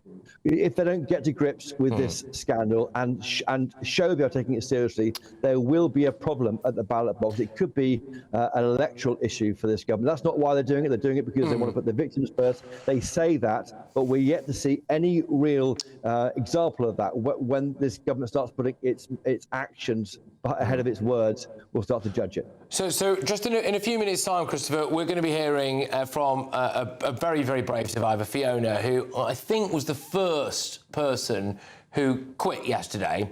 So it'll be very interesting to see what she makes of this, I think. A couple of points stood out for me there. What's the definition of grooming gangs going to be? I appreciate you don't know the answer to this, but Sadiq Khan, for example, was obfuscating about what a grooming gang is. Does it include things like county lines, drug dealing? Does it include things like... Whereas I think any right-thinking individual realises that it means rape gangs. That's what we're talking about here. So from that statement from her there, do you think she gets that and that's what she's going to be focusing this inquiry on? Yes, I do. And I think this is the first time we've heard from her since May, when she spoke to a podcast. Back then, of course, she was a Justice Secretary. It's the first time we've had any statement from her on this issue to this length. It's also worth noting, by the way, the tribute she paid to GB News. Lots of people on the left don't like the fact that we at GB News, really with Charlie Peters as a standard bearer, but others of us trying to raise this issue repeatedly wherever we work for GB News. They don't like that. But the fact she's praising us for our work on this shows, I think, that it's time that the left stopped kind of holding its nose about this issue and recognise the importance of it and why the government's got to get ahead of that. And they are keen to do it. I mean, we're told earlier by sources in number 10 that, of course, Baroness Jay's, Alexis Jay's report, when that was established, I think there were 3 or 4 chairs who stood down before they took that job. The question now is who is appropriate? Should it be a foreign judge, as Robert Jenrick says, or someone else, someone who isn't, frankly, tainted by failures of where they work? The police or social workers are therefore problematic. For can I come in on that, Christopher? Because that is a huge, huge issue for all of the victims and survivors who have quit so far. It's also an issue for the wider public because, well, look, understandably, I think after all these years, we all really share a healthy dose of scepticism about all of these things. You know, are we really going to get to the bottom of this? Are we going to see another whitewash, etc.? Now, I know she talks about, crucially, we must appoint the right chair to lead this work. As I understand it, Christopher, the only person currently in the running for that is a former police officer with links to the Labour Party. Is that right? Well, there's certainly a police officer left in it, and I'm not sure he will be appropriate for the 4 victims who have now quit, and you're about to talk to one of them on the show, of course. I think that the conclusion there is where you want to, perhaps we should think about where her intent is.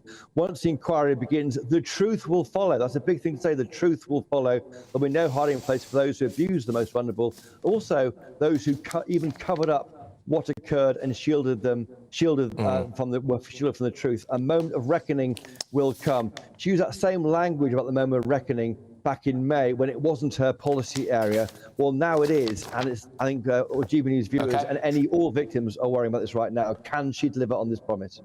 Christopher, thank you very, very much. That's GB News political editor Christopher Hope there. Right, well, look, that is the Shabana Mahmood statement. I want to get this to my panel now, and then, of course, really, really importantly, we get over to Fiona, the survivor, whose voice is going to be utterly crucial on this. Let's whiz ourselves over now, then. So we've, of course, got Will Kingston there, GB News contributor. We've also got Poppy Coburn for The Telegraph, and Sebastian Salek as well, who is a Labour councillor. Right, OK, so, Will, your initial gut reaction to what we've just heard from Shabana Mahmood? Well, she says all the right things, right? Like, her rhetoric is very good, just like it is on deportations, but it doesn't change the reality that this process is flawed by design for 2 reasons. Number one, it is the Labor Party that is determining the parameters of it, and they are obviously going to play, but they are at fault, you know. There will be Labor councils that will be at fault. Potentially, there'll be questions for Keir Starmer to answer. So you can't have they're basically marking their own exam papers. And the second thing, which I think is something we have to mention. It is uncomfortable, but the Labor Party are terrified of losing seats to Islamic candidates at the next election. We know that Wes Streeting is basically done, and as a result of that, the optics of that mean that they could very easily go soft on this. Well, ironically, electoral Shibana Mahmood might be in a bit of trouble. The latest poll I saw there was that your party, and it's a long way to go, but was that your party would take her seat, as in the party named your party. It's going to get trickier that as the time goes on, isn't it? Poppy, you're... So, look, I'm keen to just get whatever your takeaways are, really. I mean, one for me was that I get that she's using that thing of Asian ethnic background. Some people will look at that and say, well, that's a good thing. She's at least acknowledging that there is potentially some ethnicity aspect to this. Not naming Pakistani in there. I know a lot of my viewers and listeners will be thinking, well, that was an oversight. What do you make of that? You know, I think Shibana Mahmood is genuinely one of the better people within the Labour cabinet, but the bar is exceptional in regards to when we're talking about grooming gangs here. I think you're completely right, Patrick, which is, yes, this is a subject which is very uncomfortable for the Labour Party because of electoral-related issues. I don't really care what they say. I don't really care how tough their statements are. It doesn't matter until we actually start to see action. And until the victims are coming out and saying, this is an inquiry that I can back, this is something I actually have trust in, it doesn't really matter what the government is saying. So until we actually see people coming forward and get their perspective, which I know you're going to get later in the show tonight, and when we hear from them, then we can move forward. Well, let's see what Fiona has to say. I mean, she'll be waiting in the wings in a second now. You know, if she decides she wants to get back involved. I mean, that really is the thing that the government really should be looking for, isn't it? For these victims and survivors who have now quit to say, OK, we'll now come back. Just in case you're just joining us now, I'll put all this to Seb now. The three key bullet points that Shibana Mahmood was very keen to address in this statement to us here at GB News was this. Firstly, the inquiry is not and never will be watered down on her watch. She says its scope will not change. Secondly, it will focus on grooming gangs. That will not change. And thirdly, it will explicitly examine the ethnicity and the religion of the offenders. Is that what she needed to say, do you think? I think so. It's very clear, isn't it? There's certainly no doubt about her position on this, and it's what you want to hear from the Home Secretary about a really, really serious story.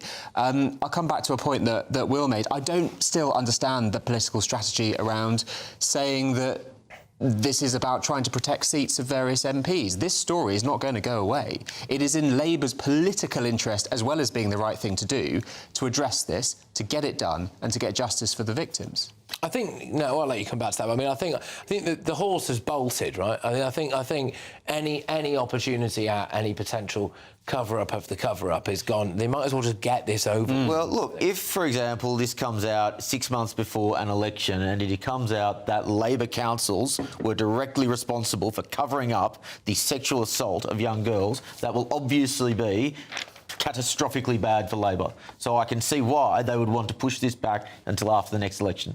Like, that is to me, seems obvious. I think even beyond the party political line, right, it's going to have uncomfortable implications about questions like integration and migration at a time. This is the #1 issue. It's not just the implication of the Labour Party in this, right? I think it's going to be uncomfortable for the Labour Party if this is, as you say, this inquiry is going to take several years. The government have said that it's going to take at least 2 years. That means it may be coming out just as we're on the cusp of a general election. And this is going to dominate headlines, as it should, because it's the biggest political scandal of my lifetime. And the guiding religion of the Labor Party of the last 20 years has been the religion of multiculturalism. OK. Can I just play a little clip now? This was actually from Fiona last night. I'll put this to you, Seb. This is from Fiona last night, and I asked her about whether... I asked her explicitly about whether or not she felt as though there was an attempt, from the discussions that she's had, from the meetings that she's been in, the people she's spoken to, an attempt to try to cover up the racial and ethnic side of this. What she went on to say about this, I think, is a really important point. Let's just listen to this. I think they want to not just deal with the issue of the ethnicities of the men, but the huge failings from the services. They try and make it out like it was just a mistake or a misunderstanding, and it wasn't. It was corruption. That's what it was. It was intentional decisions to let these men abuse us. No one would have possibly not understood that a child was being abused, that they knew what was happening and they chose to turn a blind eye. So that was Fiona last night. Like I said, we're going to hear from her in a second. So when we look at Shibana Mahmood's final line, Seb, which is a moment of reckoning will come, the British public, I think, needs to brace itself, do we not, for the reality of widespread corruption amongst police, local councillors, social services. I mean, the lot, and that is going to parts of the media. Parts of the media. I mean, that's going to be catastrophic for Britain that happened. Well, the situation right now is we don't know. That's exactly what this inquiry is trying to find out, and we have to take the facts when we get them. If that is the case, then yeah, a reckoning has come and we have to deal with that, and we have to be really honest. We can't be brushing stuff under the carpet. It's just not how we do things in this country. So we'll have to see. We do know it's been brushed under the carpet because we would have got the information already. Yes, but we don't know the details. We wouldn't have a need for an inquiry. There are so many unknowns. But I think it's also like that. This is a problem when the trust is so low because the story has been going on for so many years, right? Nobody trusts anybody who's actually taking hold of the scandal if they are in any way connected to the establishment. Which is why I think, well, you made the very good point that maybe we need to get people from outside of the UK because that level of trust is so incredibly low that we don't even think we can get like British judges. We certainly don't think we can get British police officers or British social workers who might be implicated in the scandal. I mean, it's disgraceful. A well-respected judge from a part of the Commonwealth like Canada or Australia would make much more sense. I want to know what you think at home, or wherever you are actually on this. You know, you can email in. You can also just get in touch on yours. Say, I mean, I am firmly of the view that this is very potentially the biggest scandal of our time, and we're going to see how far the tentacles of this spread, and we're going to have to confront some very, very troubling issues here. Poppy, when it comes to this aspect of multiculturalism, etc., I mean, there's been some articles. We're just waiting to get Fiona on, by the way, so just give us a couple of minutes on that. But when it comes to, I mean, there's been various things that the Migration Watch have been putting out recently about things like social housing levels and how, 80% of a particular part of Leicester, for example, is occupied by people who were born abroad and all of that. If you add all of that, the issue with migrant hotels, and then what we believe to be the case when it comes to issues about specifically Pakistani rape gangs, do you fear for what that could... The reaction that we could have in Britain to that? We've already seen the reaction, right? I mean, I think you could see earlier on the show when Dougie Beattie's at this protest, obviously, and this is in the Republic of Ireland. We've been seeing this up and down the country in the UK, which has been sexual assault cases, which have eventually got out to the press and caused an immense amount of local anger for good reason, right? This is, again, comes down to people no longer trust that the government has their best interests at heart. And when that happens, it's a very, very dangerous situation. When you think that your local girls are not being protected, that their interests are not the #1 priority for the state, then you're going to expect to see stuff like this more often. That's well said, but the anger has been perpetuated and exaggerated because of the cover-ups, because of the lack of transparency. So just on that then, we're going to go to Fiona now, actually, but Seb, there's the opening line of Shabana Mahmood's statement to us here at GB News. It is time for truth. Do you believe her? Yeah, I think so. And I think it's not insignificant that she is a woman of Pakistani heritage as well, saying that. That can't have been easy for her, and I'm pleased that she's taken such a firm line on it. All right, OK, well, look, thank you very much to my panel. Thank you to you at home. Just bear with us, because I'm going to tell you all about the Great British Giveaway, obviously, and then we're going to go into Fiona, who has been listening and has read the statement. Her reaction to this, I think, is going to be very, very telling. But, yeah, look, just want to say to you how you can now be a part, if you want to, and win the Great British Giveaway. I'm just going to play you this now, which will tell you everything you need to know. There's 2 weeks remaining in our latest greatest giveaway, and a prize worth over £104,000 really could be yours. You could be in the driving seat of this Benamar Primera motorhome. This luxurious home from home comes with all the mod cons, comfortably sleeps your family of 4, and comes fully kitted out with bicycle rack and side awning. Plus, you can use it with your current driving licence. We'll also boost your bank account with a whopping £30,000 in tax-free cash to spend on anything you like. It only takes one entry to become a winner, and that winner really could be you. For another chance to win, text WIN to 63225. One entry costs £2.50 plus one standard network rate message, or text BONUS to 63225. 5 entries cost £5 plus one standard network rate message. Go to gbnews.com/win. Entries start at £2.50. Call 0903 686 3232. Calls cost £2.50 plus your network access charge, or post your name and number to GB16 PO Box 8690, Derby, DE1 9TT. UK only. Entrants must be 18 or over. Lines close at 4 p.m. on the 31st of October. The winner will be contacted live on GB News, week commencing 10th of November. Please check the closing time if listening or watching on demand. Good luck. OK, look, coming up, all of tomorrow's newspaper front pages, but before that, Brave grooming gang survivor Fiona Godard, who quit the inquiry yesterday, is going to respond live on this show to that TV exclusive we brought you of the Home Secretary Shabana Mahmood's comments about how she's going to try to rescue this inquiry. She's vowed to not water down the inquiry. She's vowed there'll be no hiding place for abusers, but she refused to use the words Pakistani and Muslim in there. Is that a problem? Let's just find out what Fiona thinks. Stay tuned.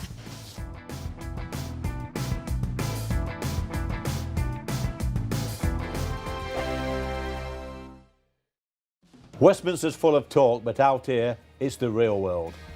Am I allowed to talk now? No, that's it. This is where it matters, real people and real lives. That's what politics is all about. The fact is Trump made a good start. No. Straight answers, no spin, and just a couple of pints. How many fingers have I got up? About 10. So join me for Lee Anderson's Real World every Friday at 7 p.m. only on GB News. The People's Channel, Britain's news channel.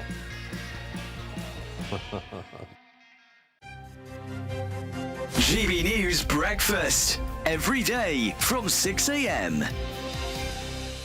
Sanitary products in the urinals. Joining me now is a diversity and inclusion facilitator, Katie John Went, who also manages to talk sense on this subject, which is a very rare gift, to be honest with you. Katie, what do you make of this story? Well, you set me up to fail now. I've got to talk sense.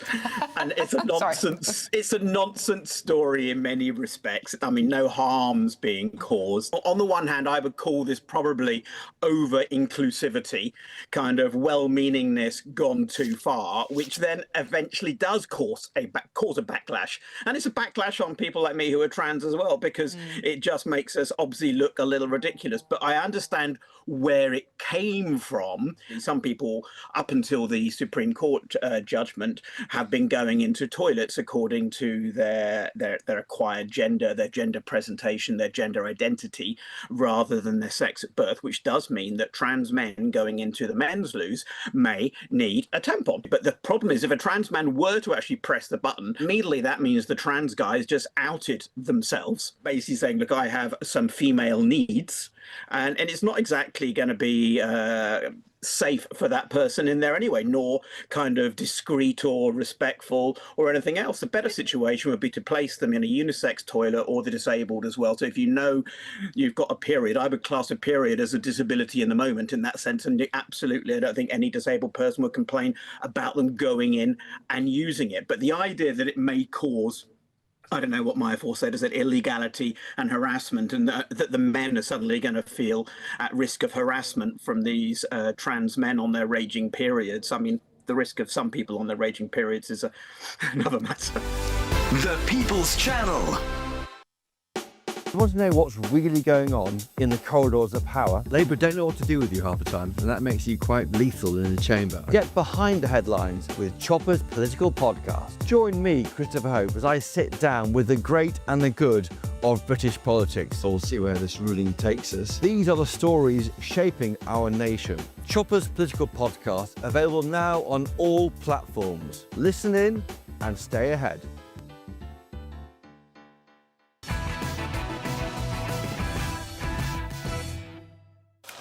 Well, good evening, everybody. Welcome back. Shortly, we've got the front pages, newspaper front pages for tomorrow. But first, I mean, this is really the bit of the show that I've been most keen to do, actually, because it's important to put the victims and the survivors right at the forefront of this. We've just been hearing from Home Secretary Shabana Mahmood responding to what has been a complete car crash few days for this rape gang inquiry. Now, speaking exclusively to GB News, Shabana Mahmood vowed that the inquiry won't be watered down, that it will be robust, it will be rigorous, and it will focus on grooming gangs, and that it will explicitly examine the ethnicity and religion of the offenders. Well, Fiona Godard joins us now, a very brave grooming gang survivor. Fiona, thank you very, very much for joining us again. So, look, I'm just going to throw it over to you, really. What is your reaction to that Shabana Mahmood statement? I suppose there's nothing necessarily wrong with what she said. For me, it's a complete lack of recognition that the safeguarding minister publicly called me a liar today. There's no apology, there's no recognition. This woman is supposed to represent women and children's safety, and she has nationally called a grooming gang victim a liar, knowing that I'm not a liar either, and that I have the emails and the texts. I think for me to take anything seriously that any government official has to say, there needs to be an apology for what I have been put through today. Just outline, just to outline for my viewers and listeners, Fiona, if that's okay. So you're talking about Jess Phillips there, aren't you? Yes. Now I'm going to play a little clip of her in the House of Commons, which is this, and then we'll talk off the back of it, all right?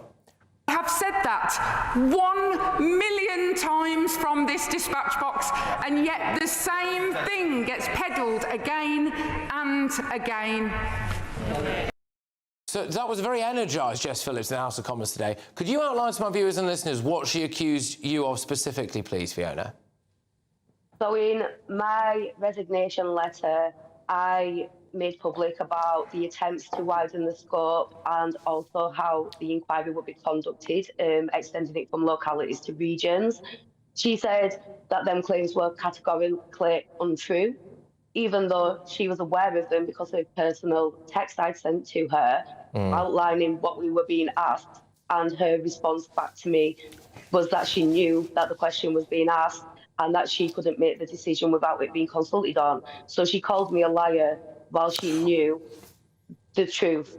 And you then took to social media today, and I think we're witnessing a little bit of that on the screen now. You then published actually an email and what appeared to me to be a phone message or something like that anyway, yes, of you communicating directly with her about that. So you basically...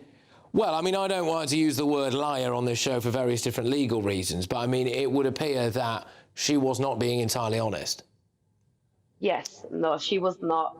And I think it's quite concerning that she would rather try and damage the character of a survivor than take some responsibility herself. I do think Jess Phillips needs to resign. I think the only logical move forward from this point is her resignation. How can she represent women and children's best interests if she would rather try and discredit a survivor, knowing that survivor's being truthful, than take some responsibility herself? How did it make you feel when Jess Phillips, in your view, basically accused you, a survivor, of lying?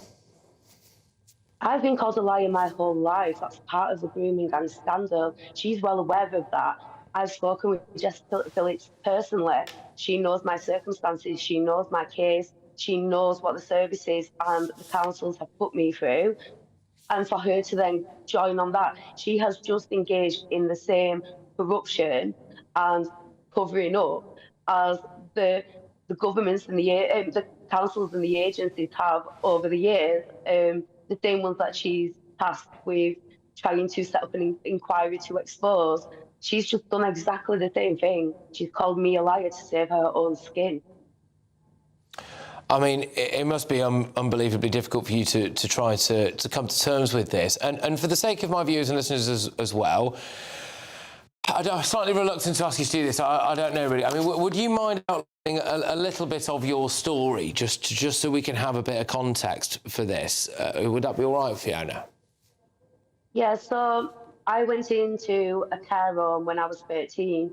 As soon as I entered that care home, we were targeted by men. This care home was notorious for being targeted by grooming gangs for many, many years. It had been brought up on documentaries and stuff even before I was placed in this care home. So it had a long history of this stuff. Within a matter of weeks of entering the care home, I was documented as actively being groomed and being at high risk of child sexual exploitation. This continued for almost 5 years until I was 18. I fell pregnant at 15. Inside the actual care home to an 18-year-old boy that also lived in the care home. They took my child from me because they said I was exposed to a paedophile ring and it was an unsafe environment for a child, yet they left me there. At one point, I was basically living in the house with these men. The police would come and pick me up and take me back. They called me a prostitute, told me I was what was wrong with society, that I was the reason things were going downhill. They threatened to lock me up in a secure unit instead of these men. These men were actually documented for over 20 years as abusing children. They'd had harbouring notices for multiple different children over the years. There was over 7 instances of the serious case report found where I had actually disclosed serious assault, sexual assault or rape to the services, and they had never investigated, including me turning up covered in blood, telling them I'd been raped, and they never even rang the police. Even I got spiked at 14 and had a fit, and they left me without medical attention. They just left me laid in the bed for 3 days. There was no care there at all from any of them. They didn't care. The police actually even took me back to the men's house once, dropped me off, and told them to have fun with me. The way they spoke to the men about stuff, they basically explained if I signed myself out of care, the police would not have to come and look at them, come and find me anymore. So that made the men come up with an idea of me getting signed out of care so they could take me to Kashmir. And that was upon conversations with police officers. To take you to Kashmir in Pakistan? Yes, to take me to Kashmir in Pakistan. Luckily, they couldn't because I never signed myself out of care, but that, after a conversation with police officers, that was then the men's plan. So I actually exposed it to Look North anonymously in 2014 after multiple times of reporting my abuse and it never being investigated. That started an investigation, and in 2019, 9 men were convicted for 132 years for 22 counts of abuse against me.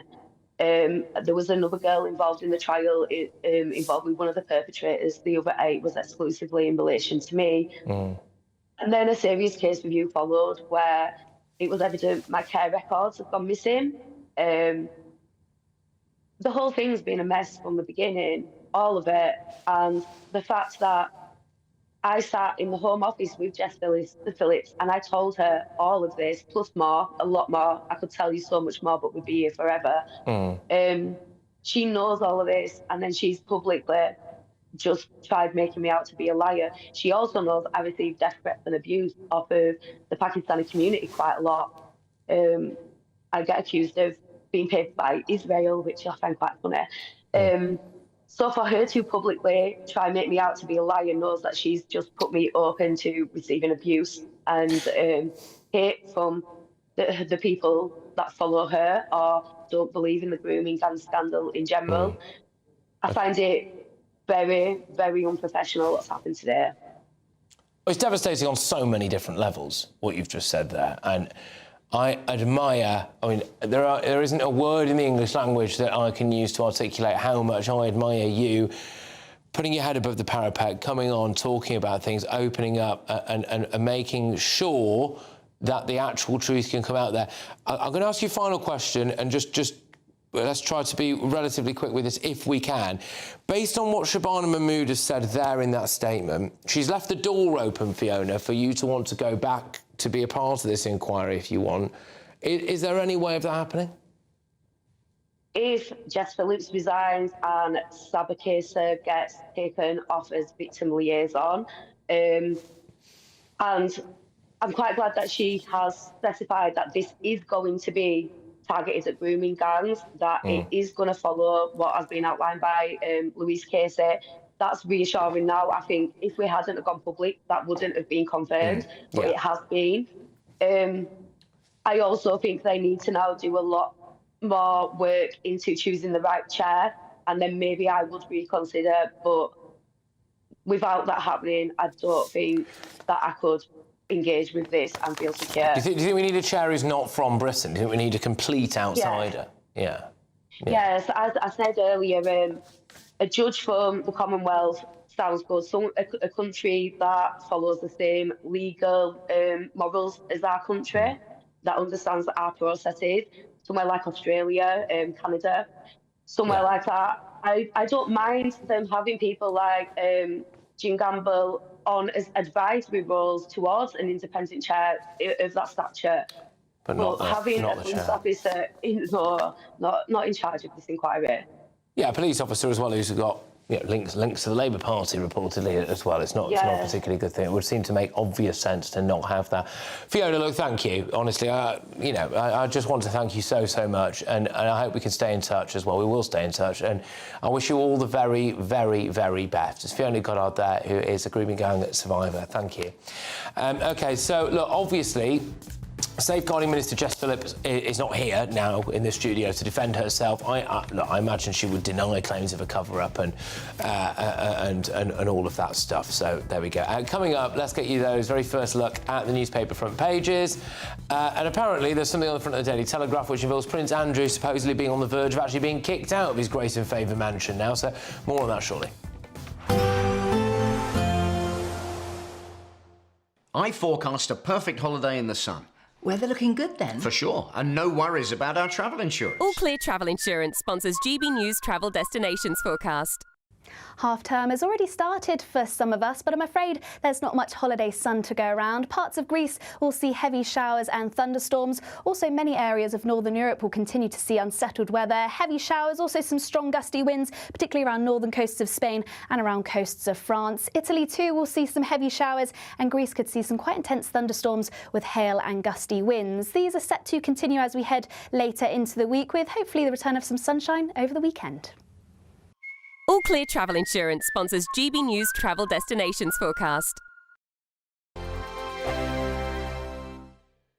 Good evening, I'm here with your GB News weather forecast from the Met Office. There's some wet and very windy weather to come later tomorrow and into Thursday, but for the time being, well, things are actually turning a little bit drier. We still have low pressure in control. It's just to the north of the UK, but it's somewhat easing, and so we're going to see a lot of the showery rain clearing away as we go through the rest of this evening, and most places turning largely dry. Not completely dry, there will still be a few showers coming into the northwest, but most places having a lot of clear weather because of the clear skies and the winds easing out as well. Temperatures dropping a bit lower than they have done through some recent nights. Towns and cities mid to high single figures quite widely, but some rural spots dipping close to perhaps even a little bit below freezing. So there could be a touch of frost first thing tomorrow morning, and also a few patches of mist and fog across southern parts of England and Wales. Largely dry, just one or two coastal showers here and there. A similar story across northern parts of England.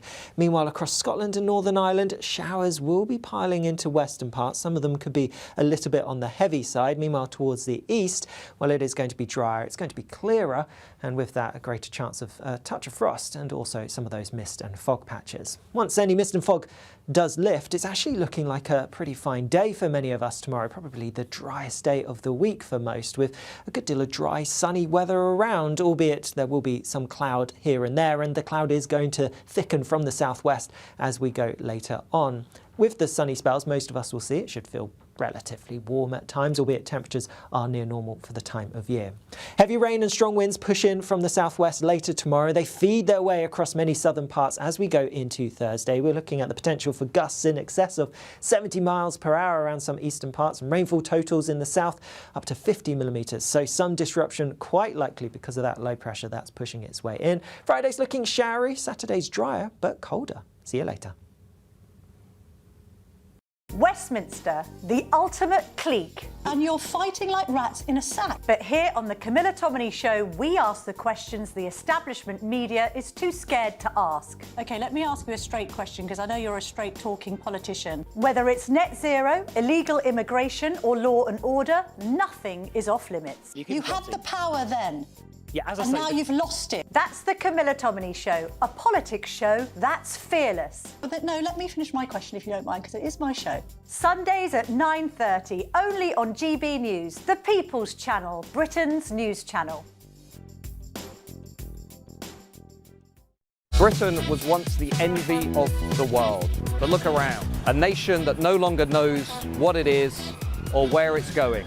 A country that's broken. How do we fix Britain? How do we bring it back? Friday night with Matt Goodwin at 8 p.m. only on GB News.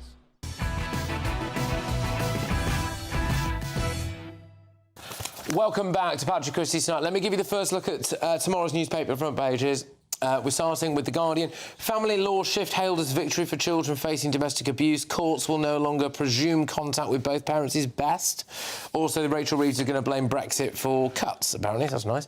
The next paper is The Mirror. Britain isn't broken, you're all amazing. Keir's praise at number 10 as star Luke eyes the Deputy PM's role. And this is in conjunction with the Pride of Britain Awards as well. So these are, as I understand it, not just children, but in this case, showcase children who have overcome some kind of adversity, etc., and heroes, basically, in one way or another. The I paper, benefits set to rise by 4% as problems pile up for Reeves. So benefits are on track to be hiked by that 4% next year, lower than the increase in the state pension. So we'll return to that, I think. The Daily Telegraph, Putin defies Trump as peace talks collapse. What will this mean for the Hungary meeting? Also, Andrew's Royal Lodge future in doubt after losing business lifeline. Prince Andrew's future at Royal Lodge is in doubt after the collapse of a business deal that was intended to provide a financial lifeline. What will happen there? The Daily Mail, grooming gangs inquiry in chaos. They also have real reason King can't force Andrew to quit Royal Lodge. Those are your front page. I'd just like to talk now quickly, though, about a story that is not on the front pages, but is big nonetheless. The Metropolitan Police have cancelled a protest organised by political party UKIP. The protest was due to take place in Tower Hamlets on Saturday, after recent calls in the borough to label the Pink Ladies and Operation Raise the Colours as far-right groups. Well, the Metropolitan Police said that they wanted to cancel it because there had been concerns from the local community. Obviously, that local community is kind of overwhelmingly Muslim, for what it's worth. The obvious allegations here, as indeed many people are pointing out, including the campaign against anti-Semitism, are saying the Jewish community wanted a lot of those pro-Palestine protests cancelled for a long period of time, and the Met said they couldn't do that, but they've been able to cancel this. Is there a double standard? Of course there's a double standard, but the other thing is as well, and we've seen this with the Aston Villa thing, we are prioritising the violent people over the people who are the potential victims of violence. It is part of this creeping authoritarianism in this country which says, well, the police can't do their jobs effectively, so we're just going to ban speech, we're going to ban free expression because we're too worried that people will behave poorly. That is not how a democracy should run. You want to get involved in this. Let's be honest here, they're not going to ban the protest. They're just saying you can't do it in Tower Hamlets, and that's completely reasonable. Well, hang on, Why is that reasonable? There can't be areas of the country that you say are effectively no protest zones. No, but they're not saying that either. No, but I say this as someone who thought that it was ridiculous, the idea that we would ban Palestine protests. There should be no region of the UK that you cannot have a protest in. Look at what the police are saying. They're saying it is our assessment that there is a realistic prospect of serious disorder. Do we want to risk that? Well, you could make the exact same argument over the Palestine protest, which I think was dishonest, by the way. But they weren't location-specific. This is location-specific. There were marches through Jewish areas of London. I mean, you cannot use this justification to ban a protest. If people want to do a peaceful protest through areas of London, regardless of the ethnic makeup, they should be allowed to do so. But the police's calculation is that it's not going to be peaceful. This proves the whole... These are people calling for mass deportations, walking through an area of London that is 40% Muslim. And of course you could make the same argument about the pro-Palestine protests, which is that the people within those protests, some of whom may have had extreme views. You have to have consistency about how you're approaching this issue. And then this proves the problem this country faces in that it is being divided into a series of ethnic and cultural ghettos that are being run by the norms of countries that have no... or the values are not of the United Kingdom. What's that got to do with anything? You shouldn't be able to go into somebody's community and tell them they should be deported. That's horrible. If you're a UK citizen, you should be allowed to go anywhere in the United Kingdom that is not private property. Correct, but this is a protest. This is a planned protest. That's not just rocking up and doing something. Would you ban Palestine protests in areas of London that you thought were of a certain proportion of Jewish people? I think you'd have to look at the considerations that the police make. Oh, I think that's entirely wrong. Why? Is it completely consistent with what they're doing here? I think there should be no area of the UK that is banned from protests on the grounds of public order grounds. Entirely. I think otherwise you are basically admitting that there are no-go zones. Yeah. Seriously. But it's not a no-go zone. No, a no-go zone is an area that you can't... No, it's not. It's a no-go zone if you can't go there because it's too dangerous. This is saying, please don't protest here. This would cause serious disorder. Well, what's the difference? It is dangerous because you go there and there are people who are at risk to you. This is clashes between two people. So you're just saying that there's a zone of London where it would be too dangerous for people to protest in. I think we should be entirely consistent. There is no area of the UK where you cannot have a peaceful protest. So would you set UKIP protesters onto Whitechapel? Yes. Really? Yes. Would you risk that? Yes. Would you have the consequences on your hands? Yes. What consequences? Well, the violence that the police is assessing. Okay.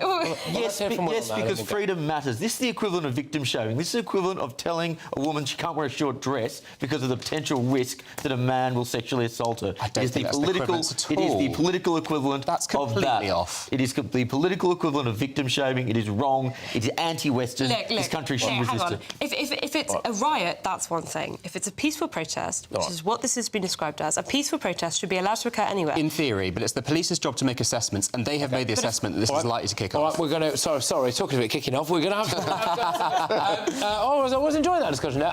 But look, yeah, we want to get you the rest of tomorrow's newspaper front pages, and apparently on the front of the Times, the Chancellor is preparing to launch a £2 billion tax raid on the middle classes. So if that applies to you, or indeed you just care about it, I'll reveal all the detail for you next. Stay tuned.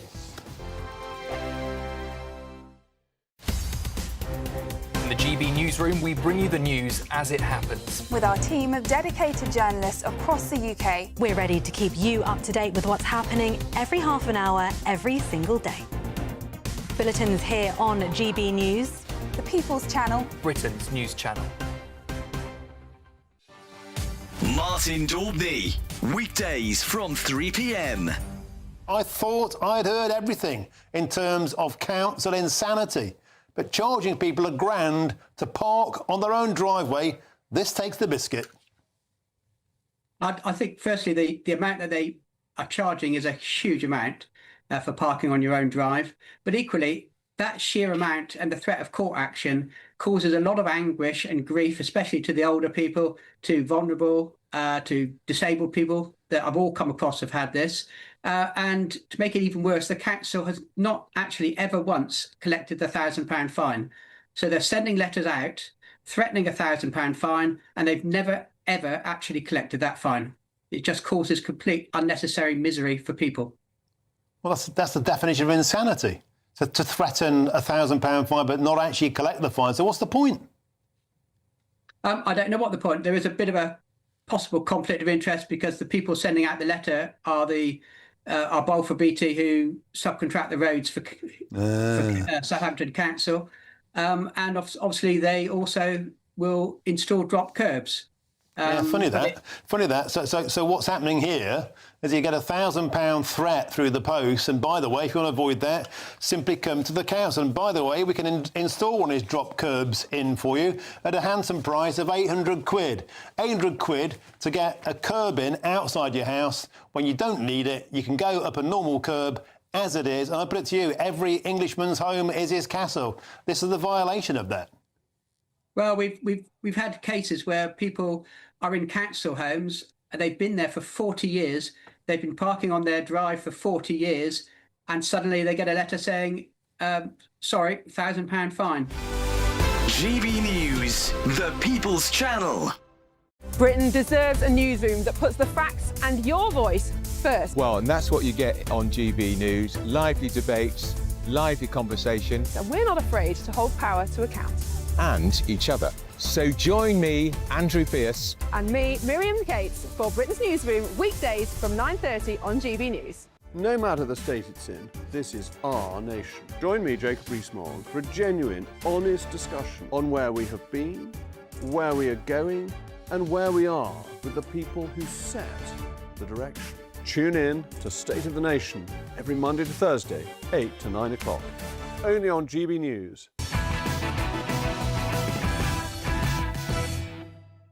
OK, welcome back, everybody. Right, we've got the rest of tomorrow's newspaper front pages for you, starting with the son of you trot, Mr Windsor. Calls to kick Andy out of Royal Lodge. Let's go to the Daily Express. Help ensure Sasha's evil killer stays inside prison. This is the sister of a murdered girl who was stabbed 100 times, wants MPs to scrap a 28-day limit on appeals against lenient sentences.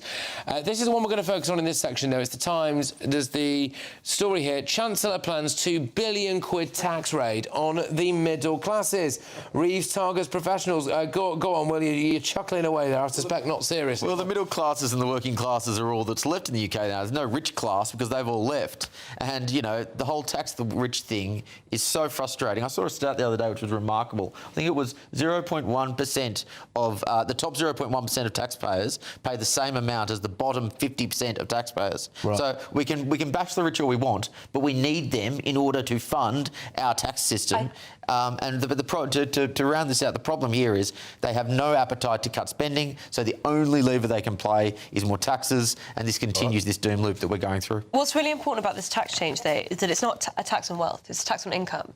And I think one of the things that the Labour government promised to do when it came in is no new taxes on working people. This is clearly a tax raid on working people. Now, you may describe them as middle-class professionals, but they are people who are working to make their income. Yeah. This is not a tax on income. This is not a tax on windfall profits.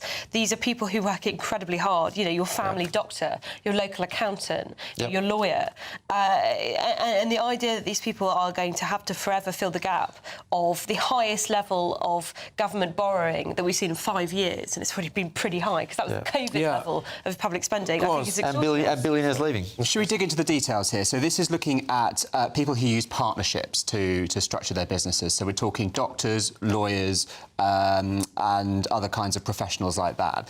There's some interesting numbers in the story here. So solicitors who draw from partnerships make an average of £316,000 a year. For family doctors, it's £118,000, and for accountants, it's £246,000. That's a lot of money. These are rich people. But this is income. But this is income. So there's clearly a difference between people who have I don't know if that makes you that and rich. people who are making money through income. That's a meritocracy story. But also people making... Sorry. But it's true. It's true as well, right? There's a difference between a billionaire and someone who's making even £300,000, right? Yeah. Seriously, like surely the Labour government should recognise that if people are working hard and making an income, they should be treated differently to people that have wealth. Well, we should also recognise that if you are in this very difficult time, we've never really recovered from the financial crisis. Somebody's got to pull their bootstraps up and help us out. What, people earning £300,000 a year? I think it's fair that they are asked to contribute a little bit more. Rubbish when they're already contributing the majority of taxes. Will pointed out. Rubbish when you guys keep talking about going for growth and yet you keep raising taxes.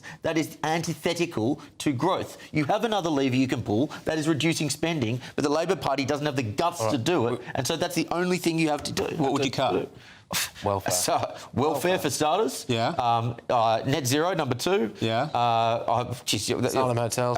Asylum hotels, number 3. There's a lot of low-hanging fruit. Yeah. Do you want me to come up with a tax policy? I think I've just given you at least £10 billion in we're going to go off air 30 seconds. So we've got another hour to talk about this. So there you go. Yes, we will come back to this. Thank you very much, everybody who's been watching and listening. Thank you to our wonderful panel as well. I'll see you in just a couple of minutes' time.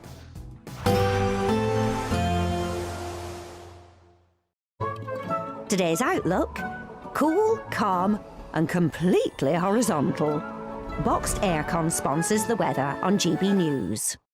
Good evening. I'm here with your GB News weather forecast from the Met Office. There's some wet and very windy weather to come later tomorrow and into Thursday, but for the time being, well, things are actually turning a little bit drier. We still have low pressure in control. It's just to the north of the UK, but it's somewhat easing, and so we're going to see a lot of the showery rain clearing away as we go through the rest of this evening, and most places turning largely dry. Not completely dry. There will still be a few showers coming into the northwest, but most places having a lot of clear weather because of the clear skies and the winds easing out as well. Temperatures dropping a bit lower than they have done through some recent nights. Towns and cities mid to high single figures quite widely, but some rural spots dipping close to perhaps even a little bit below freezing. So there could be a touch of frost first thing tomorrow morning, and also a few patches of mist and fog across southern parts of England and Wales. Largely dry, just 1 or 2 coastal showers here and there. Similar story across northern parts of England. Meanwhile, across Scotland and Northern Ireland, showers will be piling into western parts. Some of them could be a little bit on the heavy side. Meanwhile, towards the east, well, it is going to be drier. It's going to be clearer, and with that, a great